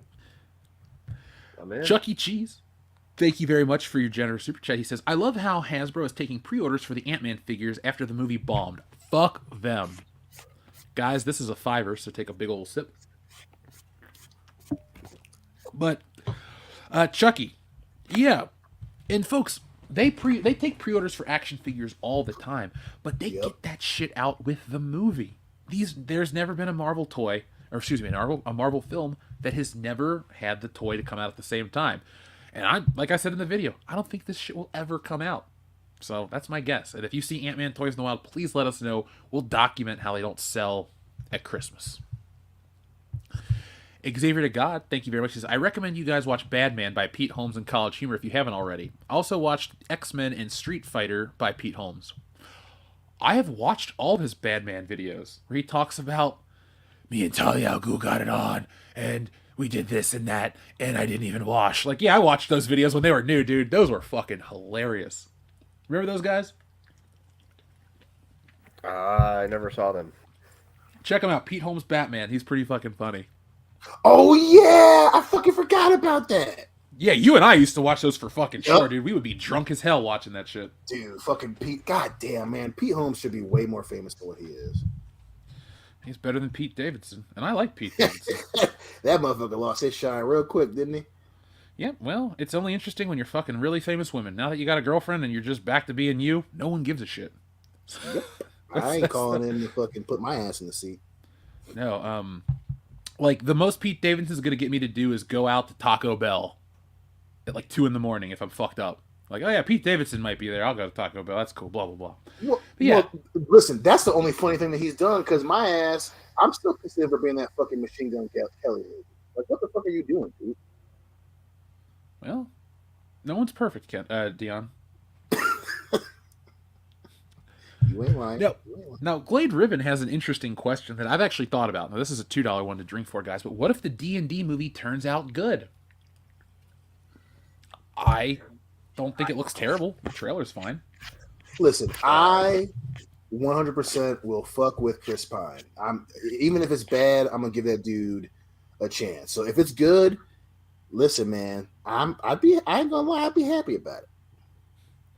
Yeah, I mean, I'm happy for all the people that are into D&D. I still won't watch it, but that's just because D&D ain't my bag. Baby. Now, guys, we had a Fuck, Marry, Kill that I actually missed, and we have a couple more to read that came in. But Headcase Laboratory asks, Fuck, Marry, Kill, Johnny Depp, Adam Sandler, Jim Carrey. Well, I'm definitely not killing Jim Carrey. I'm definitely marrying that motherfucker, even though he's a little wild. I guess I will. I love Happy Gilmore too much and Billy Madison. I fuck Sandler and I gotta kill Johnny Depp. Yeah, fuck. Mine's the same. I'll fuck Carrie, marry Sandler, and kill Johnny Depp. Yeah, I respect Johnny Depp's like best roles and like him as an actor just fine, but like some of his shit's just too fucking weird for me. And also, I've watched most of it. That's the thing. It's not like I'm picking Johnny Depp because I have never seen one of his movies. I sat through a lot of that shit. Some of it's shit, some of it's great. I don't think I actually liked the Johnny Depp role until Captain Jack Sparrow, though. Like, Ichabod Crane was fine, but Edward Scissorhands was so fucking weird to me as a kid. And so Johnny Depp also was just like the weird pale guy. Like, he was in Crybaby and What's Eating Gilbert Grape and all these movies that I would watch when they were new at like a family member's house and like think it's boring. So Johnny Depp just kind of lives in my head as an actor that I had to sit through his movies. Jim Carrey, I participated. Adam Sandler used to be the fucking man. So Yep. You know what the funny part is? I still think Adam Sandler would be cool to hang out with. Like, I don't think I agree, dude. Like, I'd hang out with him. It's just like, yo, you made some weird ass choices, dude. I'd want him to tell me all the movies he turned down. Like, I was watching this Eddie Murphy video, and he was talking about the one movie he regrets turning down was Who Framed Roger Rabbit, because he thought it sounded stupid. And I'm like, yeah, you kind of did fuck up. Listen, I think that's you can make a whole documentary, because I would love to fucking buy Sean Connery a drink about why he turned down Star Wars and Lord of the Rings. Well, buddy, in about 50 years, you can ask him yourself. Smart ass. Duh. That was pretty good. That was really good. Thank you. TLJ Screwjob is up next. Fuck, Marry, Kill. Velma, Falcon, and Winter Soldier. Velma, Falcon, and Winter Soldier. Book of Boba Fett. Oh, well, I'm definitely killing Velma. Kill Velma. Yeah, like that's a no-brainer. I guess I'll marry Falcon and Winter Soldier because I like comic books. And what was the last one again? Book of Boba Fett. Oh yeah. What's her name is in it? Ming Na. Yeah. I'm fucking Book of Boba Fett. Yeah. I'd marry Book of Boba Fett, fuck Falcon and Winter Soldier, killing Velma. Same, because even though I hated Book of Boba Fett, the Mandalorian episodes were some of the best Star Wars things they've made in years. So I liked it enough. And the Falcon and Winter Soldier pissed me off, honestly, the way it ended. I was angry. Xavier, we have to drink for that one. That was a $5, guys. Up next was John Thomas.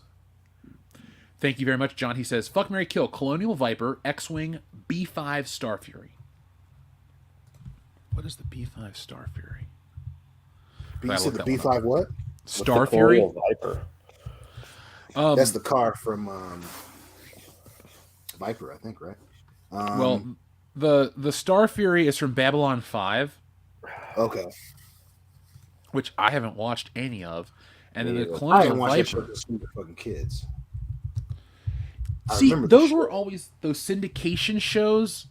Yep. Oh, the Colonial 5 is from the original Battlestar Galactica. That ship that's not an X-Wing. So I'll marry the X-Wing, fuck the Colonial Viper, and kill the B5 Star Fury. Because that's mine. That's mine as well, because I've never really watched those other shows, so process of elimination. Yeah, the only one, the syndicated ones I liked was Voyager. The rest of them just weren't that good.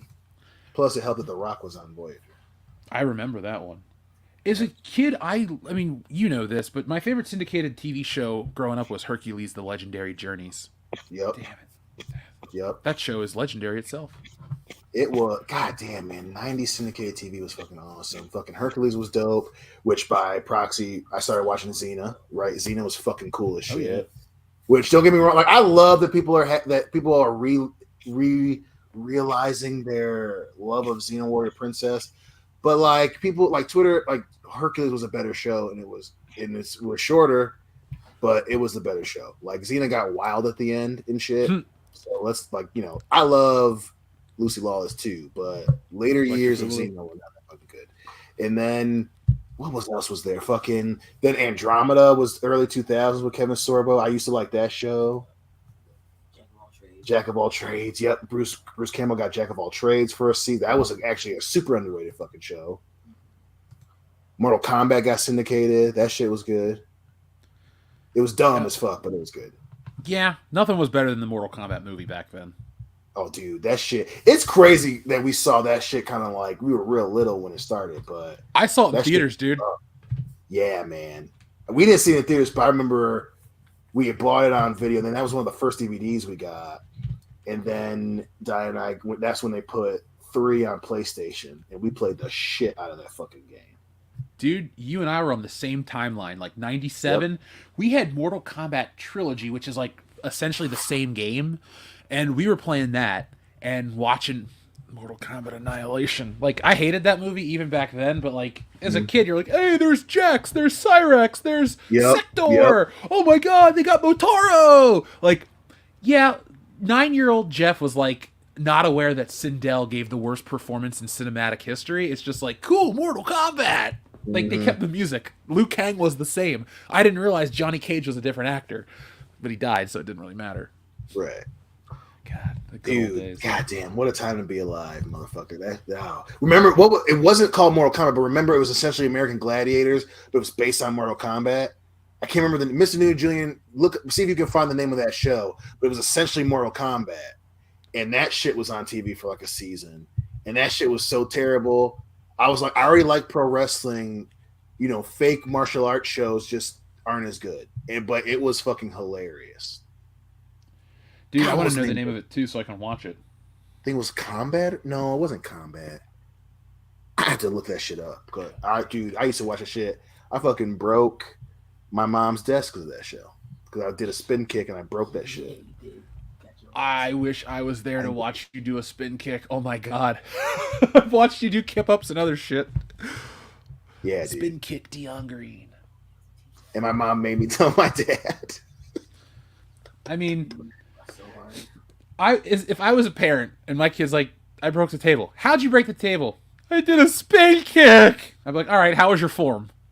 Right. I'd take him outside and make him show me the spin kick. And if that spin kick looked good, I'm like, all right, look, you ain't doing spin kicks in the fucking house. You're grounded for a week, but we're going to put you in some martial arts training. That was some good form there, son. Yeah, dude. Yeah. Always support your kids' interests. It was fucking flawless. I will give you that. Thank you. Our kid. Terrible outcome. Oh, fuck. Now, next is Xavier to God has another fuck, marry, kill. Here we go. So Darth Sidious versus Yoda in Revenge of the Sith, General Grievous versus Obi-Wan Kenobi in Revenge of the Sith, or Count Dooku versus Anakin Skywalker in Revenge of the Sith. 2, 3, 1. Oh, you bitch! And I know you made that because you knew that would be. God, that's a good one. That's why Xavier to God loves us, Dion, just to fuck with you. I know he's the man, but his fuck, marry, kills are way too hard. This might be the hardest one. God damn. Okay. I'm going to kill. Don't be mad at me, everybody. I'm gonna kill Grievous Obi-Wan only because Grievous is not a Force user. That's the only reason that he's getting killed right now. And we get that awesome Grievous episode in Attack of the Clones. That's a great episode. So we still have that. But I'm killing Grievous Obi-Wan. I am marrying Yoda Sidious because the music, it going back to back with Anakin Obi-Wan was just awesome. Plus, it was funny that Yoda got his ass whooped, and then I am fucking Dooku Anakin because that's that's the beginning of the fucking movie. And he straight up is just like, my powers have doubled since the last time we fought, bitch. And he's like, all right, motherfucker, double the pride, double the fall, let's fucking go. And Obi-Wan gets shellacked from the beginning. He's like, hey, let's do it at the same time. And that's a perfect callback to a previous moment. That's why, as much as we love Lethal Weapon, I'm mad that Attack of the Clones wasn't the Lethal Weapon in space that it was originally planned to be. Because by 3, that moment of the rematch at the end, the climax of the last movie is the rematch of the third one, and it's like still funny, and then Anakin just fucks him up. So I'm fucking that one for sure. I'll marry of these. I'll kill Darth Sidious versus Yoda. I don't really like that fight at all. It's just fine. I don't like Yoda with a lightsaber. I think it goes against his character personally. I'll fuck Darth Tyrannus versus Anakin Skywalker because of all the reasons you said, plus it is a cool fight to look at. And I'm going to marry Obi-Wan versus General Grievous because it also is a callback to an old character trait of Obi-Wan's where he talks about a clumsy or random as a blaster, and the fact that he has to resort to a blaster to save the day. Plus, the whole fight, it's epic. I mean, he's on that stupid creature, they're rolling around through the fucking Utapau and all the levels of the planet. Like, it had a lot going on. It was more than just a lightsaber duel, so that's why I pick it. Now, Darian 217 forgot. He says, "Oh, this is a fiver, guys, so we have to drink again or get to drink. Excuse me. I gotta get a new one in a minute." And Ninja Julian, you're right. It was Conquest. That's definitely the show. And I didn't realize it was still called Mortal Kombat. As I drink my beer. Darian 217 says, "I forgot to include my answer. Wei Lin, Mary Wei Lin. I want that for life. Fuck Zenny on top. I want to sample that leg squeeze and kill Jinx." And he asks for a Wayne's World button. If it was for personality traits, I would not marry Zenny on top. But, you know. Oh, guys, we're going to have to chug a beer in a second because we just got a big 20 from our friend. Was that Monster01 that sent it in? Thank you, Monster01. We'll in just a moment, my friend. But now, you asked for this button, Darian, and I'm glad you did because very few people request it, but I'll never get rid of it. Excuse me, Russell, but I believe I requested the hand job. Kendo, I know I always sing the virtues of 4K, but Wayne's World is worth the upgrade, man. I'll have to get it. Yeah. Wayne's World 2 did not get the release, so that's okay. I don't need Wayne's World 2 as much. Nope.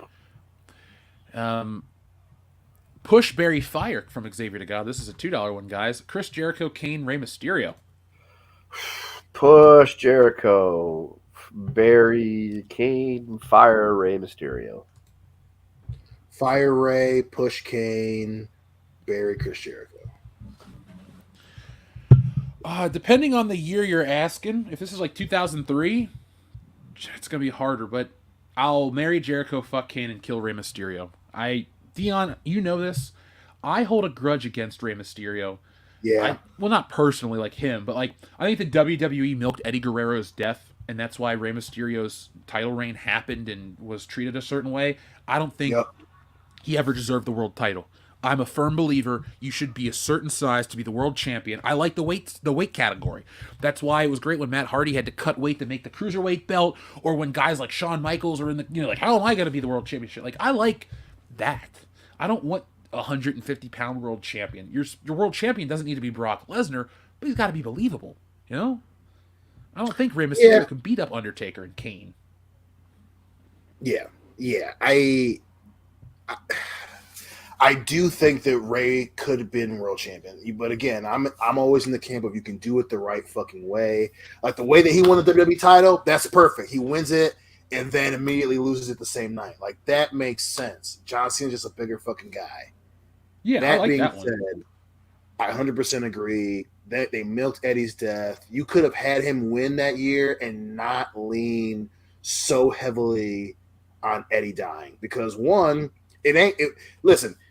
Wrestling fans, we're all used to motherfuckers dying. Like, you know, when people die in other sports, wrestling fans are like, oh, first time, bitch? Like, this shit sucks, so get used to it. And everyone was still really hurt over that. And that's the other reason I don't like it is because even though you're using Eddie's death, like, everyone was hurt. There were motherfuckers that didn't even know Eddie Guerrero who knew that he died. And using that specific context is why I don't like that. I hate that run. He barely defends it, and it's always bullshit endings. You know, like fucking One Night Stand 06. Just have him beat Sabu. Sabu's the only believable dude that he can beat. And it's some fucky little finish. I forgot about that one. I just, like, they fumbled it in general. Ray's a good wrestler. It could have worked with a specific fucking storyline, but you know, people were still so hurt. There were people that I fucking couldn't stand in school that we were cool. We became cool because Eddie Guerrero fucking died. Like that, like the fan base was hurt, legitimately hurt. Like people bring up Eddie Guerrero and everyone fucking gets emotional. Like, and to use that, and we all knew that he and Ray were buddies, right? Like, so I'm, you know, and I get that, and that's what the fucked up thing, because Eddie Guerrero probably would have been like, yeah, use me to win a world title. And we're like, we all be like, no, bitch, like that shit sucks. So yeah. I'm with you. I'm cool with killing Ray being world champion in this one. Very bullshit, long ass way to say it, but yeah. Yeah, you ain't sober. It's Stone Cold Day. We've been drinking all show long. Speaking of drinking, there we go. What? Darian217 says there's a scheduling related question I sent you earlier on Twitter. You're also welcome to share it with the audience too. JLon number 6 button. Well, Darian, thank you very much for your message. Darian217 asked is, what time will we be meeting up at Super Nintendo World and Universal. So, folks, what you want to do is get to Universal on Friday. We'll be there at noon. What we're going to do is we're going to meet everyone towards the front of the park. We will be in the park, but we will meet you towards the front. I will have a WCBS t-shirt on. I will make sure Dion has a WCBS t-shirt on as well, and we'll go from there. So remember, the way the park works is it's going to be more than Nintendo World. You walk into the park, there's all kinds of food, shit. You ride an escalator down, then you go through a magical warp pipe, and then you're at Super Nintendo World. I know Universal Studios like the back of my hand, so this will be a once in a lifetime world-class bullshitters guided tour through a theme park. We're not one of those types of channels, but it's my neighborhood. I know my neighborhood. So it's not like I'm a tour guide or a travel agent, but I'm just bringing you through my neck of the woods. So come out and hang out. That's what it's going to be. So Darian, thank you for asking. So folks, on Thursday, meet us at 1 o'clock for pizza. On Friday, meet us at noon for Universal. At WrestleMania, we'll be tailgating from... God, what time? WrestleMania starts at 7 o'clock, so that's 4 o'clock out here. Dion, what time do you want to start pre-gaming? Like 2? Yeah. Probably 1 might be just get it going. I was gonna say 1, but I didn't want to get us locked in for 3 hours of pre-WrestleMania drinking. But listen, the audience is there for it. We can always. That's why we're best friends. Because I was thinking 1 too, but I'm like, we could cruise a little bit, do a little bit of little shine, and then hit it harder when we get closer to actual showtime. Yeah, now, one thing I will tell everybody, folks, if you're coming out to this, these locations are sadly not very close to each other. The way the event works at the arena, it's down in Inglewood. Do not stay near Inglewood. Like I had joked with Darian 217. If you hear about a location in California in a rap song, don't go there. Like Compton and the shit that they tell you about this in these rap songs, don't go. I've learned firsthand experiences why you stay out of certain parts of LA. Soon, completely out. But that's a story for another time. Darian 217 gets his button. That is the J-Law button. I'm sorry that everyone has to look at her face, but hey, she's the first woman in history, so they can't all be winners, can they? I remember when I was doing Hunger Games, nobody had ever put a woman in the lead of an action movie because it wouldn't work. We were told girls and boys can both identify with a male lead, but boys cannot identify with a female lead. Oh, absolutely. And it just makes me so happy every single time I see a movie come out that just blows through every single one of those beliefs and proves that it is just a lie to keep certain people out of the movies, to keep certain people in the same positions that they've always been in. And it's just... She wanted to impress the black lady so much. By the way, that black lady looked a lot like Orlando from season 1 of The Wire. Viola Davis looks like Orlando from season 1 of The Wire? And that scene, the way her hair is, yes. I'll have to watch more of The Wire. I'm not disagreeing with you. I have to watch more of The Wire. That's a statement I'm making. Yes, because it's one of the best shows ever created for television. It's good. From what I've watched with you guys, I like it a lot. I wonder if it'll replace any of my favorite shows like Dexter or Breaking Bad. It will. Yeah, at least the first fucking few years of Dexter. Like, as a whole, The Wire's fucking dope. Yep. Dexter came back. When we do something this summer, because we got to get Hillary to watch it, so we might have to. Well, I'm coming up to visit this summer, so I'll watch I'm saying, especially when we get together with Kendo, and I got to see my boy Pat, but we should watch because I fucking love that show so much. I'm down. We watched it when we rented our Airbnb for Horror Hound back in 2019. Yeah. And then we streamed. Remember, we got really shit faced, and then Nick ordered us ice cream. Yep. He got so excited. Yeah, Nick's because Nick is obsessed with Grater's ice cream, and Cincinnati has its own brand of everything. It is great. I mean, Oprah hits that shit delivered. That's one of their advertising things. But anyway, Nick got so excited. He's like, "Yeah, let's get pints for everybody." So we were fucked up. We were watching. Was that the night we watched the Flat Earth documentary, or were we watching something else? Okay. I believe so. Either that or we watched it already. No, I think Flat Earth was after that. Oh, okay. It was the same weekend, but it was after that. Yeah. We watched a lot of Gilbert Gottfried that night because that was St. Patrick's. Yeah. You and Nick went back to the he's convention. still on my list of greatest of all time. Gilbert Gottfried for sure. Yeah, you and Nick went back to the convention. I stayed with an extremely hungover Dion. Yeah. Yes, you And did. I made the food, and Dion finally woke up, and it was like, hey, they got The Wire streaming here. You want to watch it? Yeah. So we just started watching The Wire. Yeah. That's probably top 3 the most hungover I've ever been in my life. I usually bounce back pretty well. I was so fucked up. That was like 4 was o'clock in worth the it. afternoon. You were gone till. Yeah, dude. I remember taking he would like because listen, Ken and I fucking bonded over that shit, and I was just like I remember I took a shower. I just sat down in the fucking shower. I was so fucked up. My favorite part of that weekend, besides the convention, was when we watched American Pie with the descriptive audio titles, and it tried to explain what Jim was doing to Nadia. Yeah. He does a sexy dance to techno music. I love it. Dude, the one reason I don't think I ever want to get rid of Netflix is their descriptive audio service is so over the top. It's like, folks, if you haven't experimented with it, turn it on. What it's like a narrator reads you a movie. So it'll be like, Jim walks into the bar, and then Jim will walk into the bar. Jim sits down at table, looks at Dad, and then he does it. It's really stupid and pointless, but it's amazing.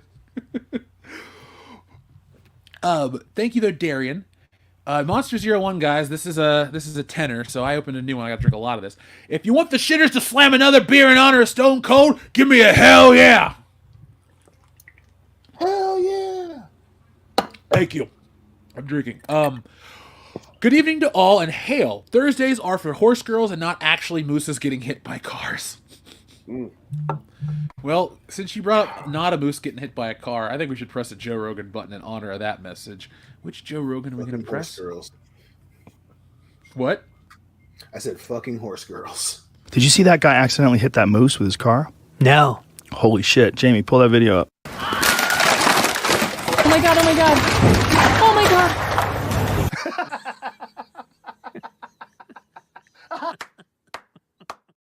Stormtrooper falling down the stairs might be my favorite video of all fucking time.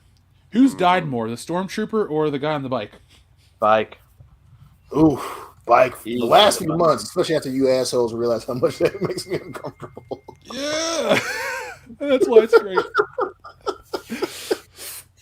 All right, guys, it's time to keep on drinking. Let's keep on rolling. Thank you, everybody. After that, we have Xavier to God with a fun fuck, marry, kill. Billy Madison, Happy Gilmore, and the Water Boy. You bitch. Mm-hmm. Oh, you Yeah. Fuck Billy Madison, marry Happy Gilmore, and kill the Water Boy. Agreed. Yeah, I love the Water Boy, and I used to watch it a lot, but the other two are just, they're his like iconic roles. Yep. And unpopular opinion, if you were to throw The Wedding Singer in here, that'd be the one that I'd vote over every other movie, because there's something I like about The Wedding Singer. All right, guys, here we go for Monster 01. This is a 20, so there we go. If you want the WCBS boys to slam another beer in honor of Stone Cold, give me a hell yeah. Good evening and hail to all. Thursdays are for horse girls and anything but a moose getting hit by a car. Carry Rhino, please. All right, I'm gonna press you this Jim Carrey Rhino button, and then as I drink my beer. So, folks, we hope you like nature because we have the WCBS nature documentary, The Birth. Did you see that guy accidentally hit that moose with his car? No. Holy shit. Jamie, pull that video up.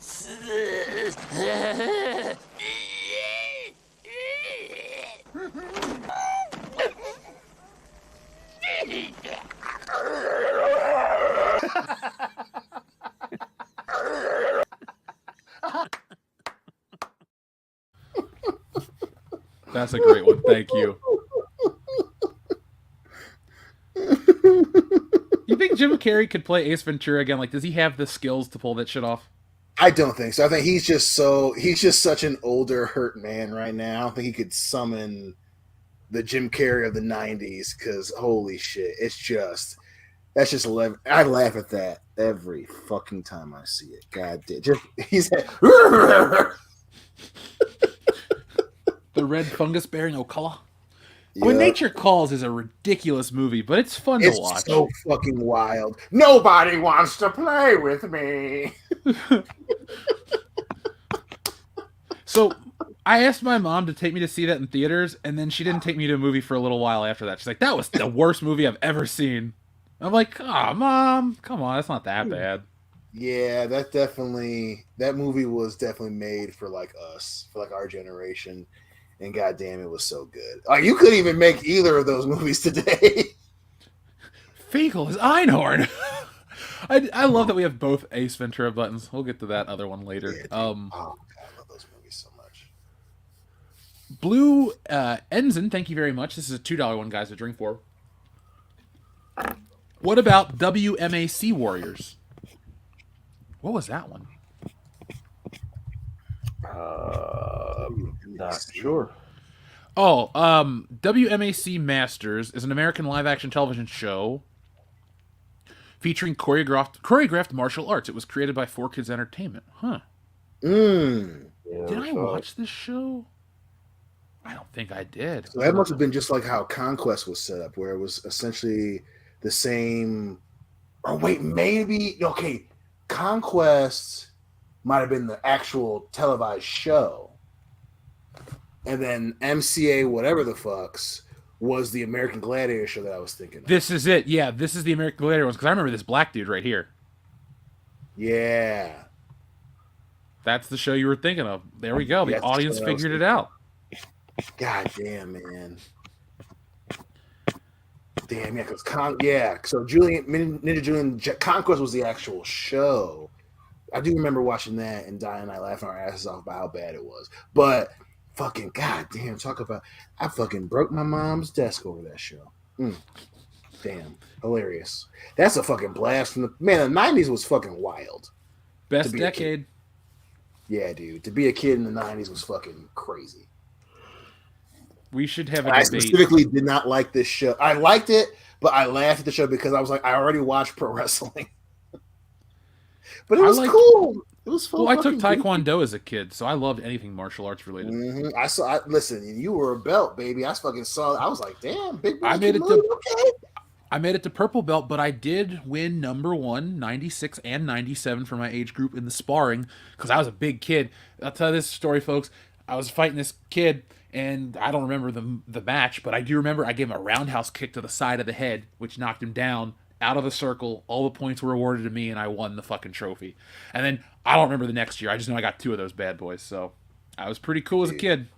That was the perfect kickoff to WrestleMania that year because that was my first WrestleMania year. D2 was just born, and I drove down to Cincinnati, but then we drove to New Orleans, come back. Your mom fucking made an awesome fucking lunch.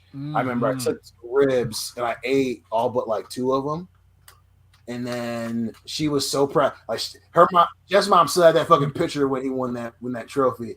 And like you have like moments with your friends where you're like, this motherfucker's never gonna let this go. And I fucking saw it. I looked at Jeff. He looked at me. He was like, now I know you're not gonna ever let this fucking go. And his mom was just like, yeah, because I was like, no kidding. That shit. That's one of my fondest. That was the perfect ending of that fucking WrestleMania. Was fucking me seeing Jeff. That picture of him in that fucking gi and just looking at me like, I know you're not going to let this go. Dude, that was a great day. Those ribs, if I were to say those ribs were great, it's kind of an understatement because every rack of ribs my mom ever made us was fucking delicious. Like, oh. Listen, that's why I take ribbing so fucking serious because my mom made awesome ribs and the second your mom is right there up there with my mom. And I was like, I have these 2 women make great ribs. I can't fucking throw away the knowledge I've gotten from these ribs. I can't do it. This is I'm happy to say that I can match my mom's ribs these days, so I feel like I've come full circle. We gotta have that cook-off where it's you, me, and Kendo. We gotta do that shit. That's fair with me, man. I got my new rub from Trigger. I'm down. So Xavier to God has a great question. Fuck, marry, kill. So Mace Windu versus Darth Sidious, Darth Maul versus Qui-Gon Jinn and Obi-Wan Kenobi, and Darth Vader versus Obi-Wan Kenobi. Oh, shut up. You're not killing Mace Windu. I'm marrying Vader Obi-Wan because even though the fight isn't great, the fucking story behind it. That's the first Star Wars movie the way that the dialogue is written, you want to know more. That scene doesn't happen. We don't have Star Wars. And even when there's two fucking old dudes fighting, it's like still like you're like, damn, like one of these motherfuckers, they gonna die. So I'm marrying Vader Obi-Wan. Even if you're talking about the one from the show, it's still awesome. Even I love the whatever the YouTube one, I love it, but I don't count that as fucking canon. Oh, that whatever 77. Yeah. I still like it a lot. It'd be cool if they put that, but it's just not canon.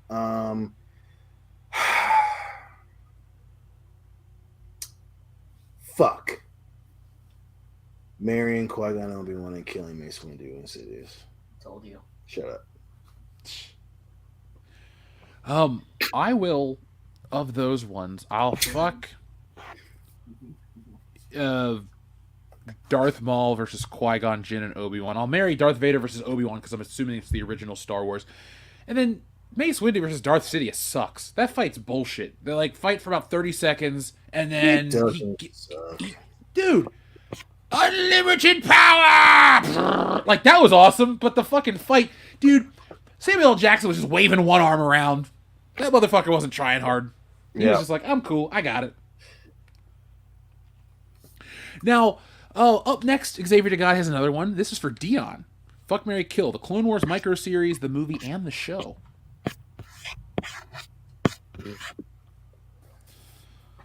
Do you have an opinion, Dion? Fuck. Read it one more time so I can buy some time and come up with an answer.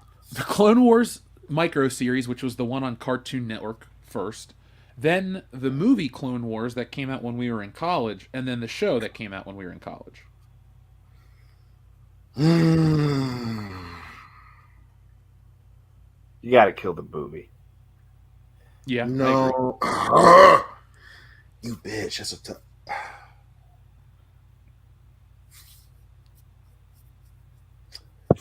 Fuck. Okay. Gun in my head. Gotta make this call. Okay. I'm killing the micro series because even though, or no, not the micro. I'm killing Disney Plus. Even though that's one of the better Star Wars things, and I enjoy a lot of parts to it, it's as a whole isn't better than the movie or the Cartoon Network one. So I'm killing Disney Plus. I'm marrying the micro series. I'm fucking the movie because the micro series is just, it was so fucking good. Like I don't think I started watching it right away, but when I started watching it, Jeff, Dustin, and I talked about that show a lot. Like we were three grown ass men because we were in our 20s, and we were talking about that show. Like, and Jeff and I got drunk and watched that show, but like that one, and that's where a lot of the great episodes are. Yeah, I gotta. Yeah. I'm sticking with that. All right. Now we have two more. Up next, this is a different one. Fuck, Marry, Kill. The Longest Yard, Click, and You Don't Mess with the Zohan. Me personally, I'm gonna fuck the Longest Yard. I'm gonna kill Click, and I'll marry the Zohan. It's terrible and stupid, but I enjoyed it. I'm killing the Johan. What were the other two, real quick? Click and Longest Yard.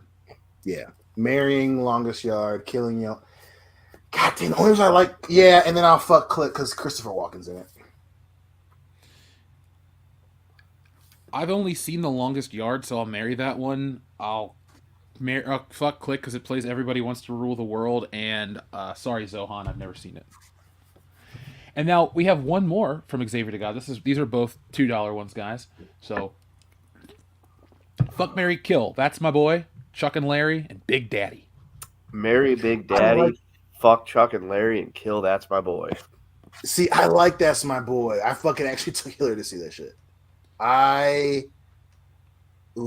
Definitely marrying Big Daddy, fucking That's My Boy, and killing fucking the last one. So, I will marry Big Daddy, fuck That's My Boy, and kill Chuck and Larry, because I've never seen Chuck and Larry, but I saw That's My Boy in theaters, and I'll stand by that one. I don't get why people shit on that movie. Like, I thought it was funny. His Especially voice is when weird. Stammer But gets like, hit in the throat with the ball. yes. Or he had the new kids on the block tattoo, and he's like, "Yeah, their heads are all deformed." Yeah. I was 7. Why'd you get that? I was 10. Yeah, why'd you let me get it? Because it was funny. Like, yeah. And then when he gets hit, you okay, guy? Oh, dude, I had fun with that one. Everyone gets shit on so unjustly. Don't get me wrong. Sandler has fucked up, but That's My Boy's actually it's a funny movie. I'm gonna make you watch it, Diane. Now we're gonna do this a little out of order, Darian 2 and 7, but you asked for it, Dion. See you in 2 weeks. It's gonna be a good time. And now we were bonding and everything. And it gets worse, Dion. No, it includes this. Who are you? What are you doing here, and where are my horses?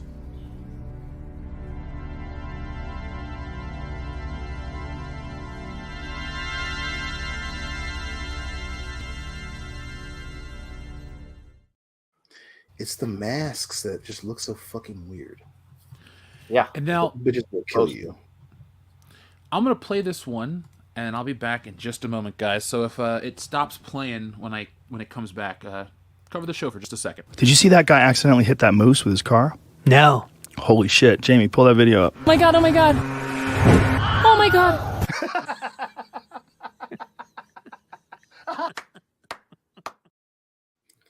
You asshole. That fucking he just plays a fucking real video. But anyway, gun to your head, Kendo. Motherfucking favorite Stone Cold match. Oh, I'll just go ahead and pull WrestleMania 13. That's one I'll never get tired of that. It's kind of like watching Bret Owen at WrestleMania 10. I never get tired of watching that match. Yeah, that's a good. What match was it? Think Bret Stone Cold. Oh hell yeah. That's so. The question was gun to your head, favorite Stone Cold match. So get yours ready, Jeff. That's my 1B, but I was 11 when it came out. It was at SummerSlam. Just Stone Cold Kurt. I was such that was a perfect event for me because I was a huge Kurt Angle fan. I was a huge Stone Cold fan. I liked him as a bad guy. I loved the Paranoid Rattlesnake. I was like, this is the perfect time for Kurt to win. And that whole match, even though it's not the best technical match, but like him, he eats 3 stunners. He gets fucking busted open, and then it's literally just Stone Cold and Kurt beating the shit out of each other. Yeah, I gotta go with Stone Cold Kurt at SummerSlam. That shit was just so great. It was a great fucking match. Outside of Bret Hart Stone Cold, I'll go 3 Stages of Hell. I mentioned it earlier, but I love that match. It's a great match, man. Like, as much as like Triple H will never be that technical guy, I know he was trying to get that match, but like that dude had some brutal shit, and that's probably personally probably one of his top 3 matches. Like that was like, even though that rivalry isn't going to go down as one of the best that he had, like him and Stone Cold did fucked up shit to one another. Like in him, I'll never forget fucking Triple H ripping the fucking, after the rattlesnake in the room thing, he's like, and he's holding the tie. He's like, I will never love anything more than I love this. And I fucking hate you. And I was just like, yeah, dude, that shit. You might not ever be the guy, Triple H, but you had moments, bitch. And that was one of them. Yeah, that's true. Now, Blue Enzim wanted to let us know that WMAC Masters episodes are on YouTube. Nice. Dude. Well, don't break any tables tonight, Dion, but... I promise nothing. Yeah, it's okay. So, we got a big one now we got to open a new drink for. Thank you, MPause. It says, Bang, Mary, End. South Park edition. Meteor Shower Trilogy, Fat Butt Pancake Head, Lord of the Ring episode. This might be a tough one for Ken Dorkin. Of those 3 episodes, Meteor Shower Trilogy, Mary and that, because that's the funniest of the 3. Fucking Fat Butt and Pancake Head, because that's pretty damn funny as well. Although the Cartman talking hand shit gets kind of old after a while, because they ran that stuff into the ground later on. And Killing the Lord of the Rings episode, not because it's bad, or because, my feelings on Lord of the Rings, it's just not as funny as the other 2. I'm gonna go. What with about you, that. Dion? I'm going with that because I haven't done. I don't think I've seen the Fat Butt Pancake Head, so I'm gonna go That's with what the Ken. J-Lo Ben Affleck episode. Taco burrito? Oh shit! In that case, marrying Lord of the Ring, fucking Fat Butt Pancake Head, and then I'm killing. God damn! I love that episode.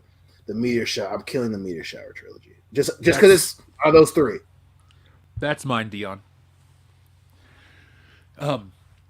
Thank you very much, M-Pause. Let me drink. I opened the drink. Let me take a big ol' half. I changed to liquor. Dandy is candy is dandy, but liquor is quicker, Dion. I know what's up. Xavier God is back with a Pushberry Fire Wrestling Edition. Well, of course, because they're all wrestling. Thank you, Xavier God. Pushberry Fire, Hulk Hogan, Stone Cold Steve Austin, and The Rock. Oh, Xavier, you bitch. Yeah, now I want to say that. That's easy. Fuck you for this one. God damn it. So easy. Fire Hogan, push Stone Cold, and bury The Rock.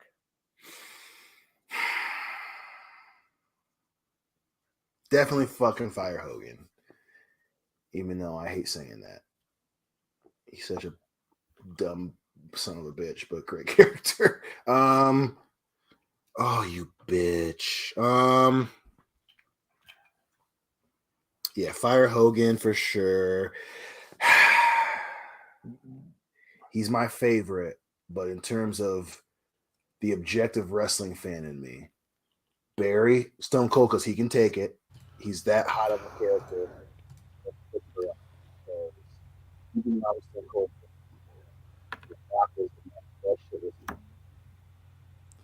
Stone Cold's the greatest, but fuck it. Oh yeah, yep. Barry the Rock, Barry Stone Cold, and push the Rock. I'll go with that one because I'm biased. Of course. And then Cosmic Vader had given his answer. He's going to marry Bret Austin, fuck Rock Austin, and kill Owen Austin. Understandable. That's a tough situation to be in, man. Now, guys, we have reached the end of Stone Cold Steve Austin Day. On the East Coast, it is now 3:17. So happy St. Patty's Day, folks. We lied. This show's going to go on for 24 hours. Let's crack another beer, Dion, and celebrate our favorite holiday. I'll be back at 11 a.m. I gotta go into work. Yeah, you're on your own, boys. Believe me, I just got some food delivered after the show. I'm going to go eat and watch something we had talked about on the show. So I'm done for the night. I can't drink too much more because I got to save it for tomorrow. I'm going to get up, make some corned beef. 30, and pussy? 34, bro. Shut up. You know what made me really fucking sad? I looked at a picture of us on Facebook today. It said 10 years ago, and it was when we were hanging out at St. Patty's Day, and your sister brought Devin over and everything. Damn. That's a decade ago. Oh my god, dude. Yeah, right? You scared the shit out of Devin. That kid's wonderful, but he was so scared back in the day. It was hilarious. He was a scared kid. That motherfucker used to just sit there and be like, the look on his face was, what the fuck is that? What is that? What is that? Who are you? I get it, though, when he's looking at us, you know. We some scary motherfuckers. He's a big kid, but he's not me, so that's cool, though. You don't want to be my size at that age. That'd be horrible. Now, gentlemen, we have reached the end of another fun episode of the show. Is there anything else you'd like to say before we put this baby to bed? All right. Good. Now, free AO. So, folks, Nick had a family event. That's why he wasn't here this week, but our thoughts are with Nick, and don't worry, it's not anything bad. But Nick will be back next week with more for the show. I'll be back tomorrow. I'll finally get the X-Men interview uploaded. It's a lot of editing, but I'm taking care of it, doing it the right way. So join our membership program to get access to that. And join us later for more. If you want to find out more about our projects, go to Twitter. You can follow us there. Use the hashtag WokeBusters to find out more about the comic. Use hashtag TitsAndArt to find out about that. And ask us anything else here on the channel. So from all of us here tonight at WCBS, thank you for watching. Be smart. Hold on. We have Darian217 with a $5. It says, Dion, I think you're going to enjoy our chat when we finally meet up. I got my discussion points. I believe it will be a lively discussion. I'm pumped. I'm excited to see what you're made of, sir. You're going to be going head to head with the bullshit. I'm fucking pumped to meet you, man. I'm fucking ready. I'm ready. Dude, I am too. Darian217, We chat all the time. Appreciate all the stuff you do for the channel and the show. But man, it's going to be fun to hang out with you. Folks, come hang out with us. Even if you don't like California or any of this crap, a lot of people are showing up. We've made the events known. I'll make an image and post the times and pin that to our Twitter this weekend so everyone can know what's up. But again, we'll press the button as we close out the show. From all of us here at the channel, thank you for watching. Be smart, be safe, be cool, but always be excellent to each other. .com. Attention all wrestling fans, get ready for the ultimate fan experience at the WCBs WrestleMania Fan Meetup in Los Angeles, California from March 30th through April 2nd. This event will bring together the biggest event in wrestling and your favorite podcast, as well as diehard fans from all over the world. This is the perfect opportunity for fans to connect and celebrate their love of the sport as well as their love of us. So mark your calendars, grab your tickets, and get ready to suck it and join us live. Don't miss out on the ultimate fan experience of the WCBs WrestleMania Fan Meetup weekend in LA. And if you're not a wrestling fan, there will be other YouTube creator events, including a trip to the brand new Super Nintendo World at Universal Studios. So listen to world-class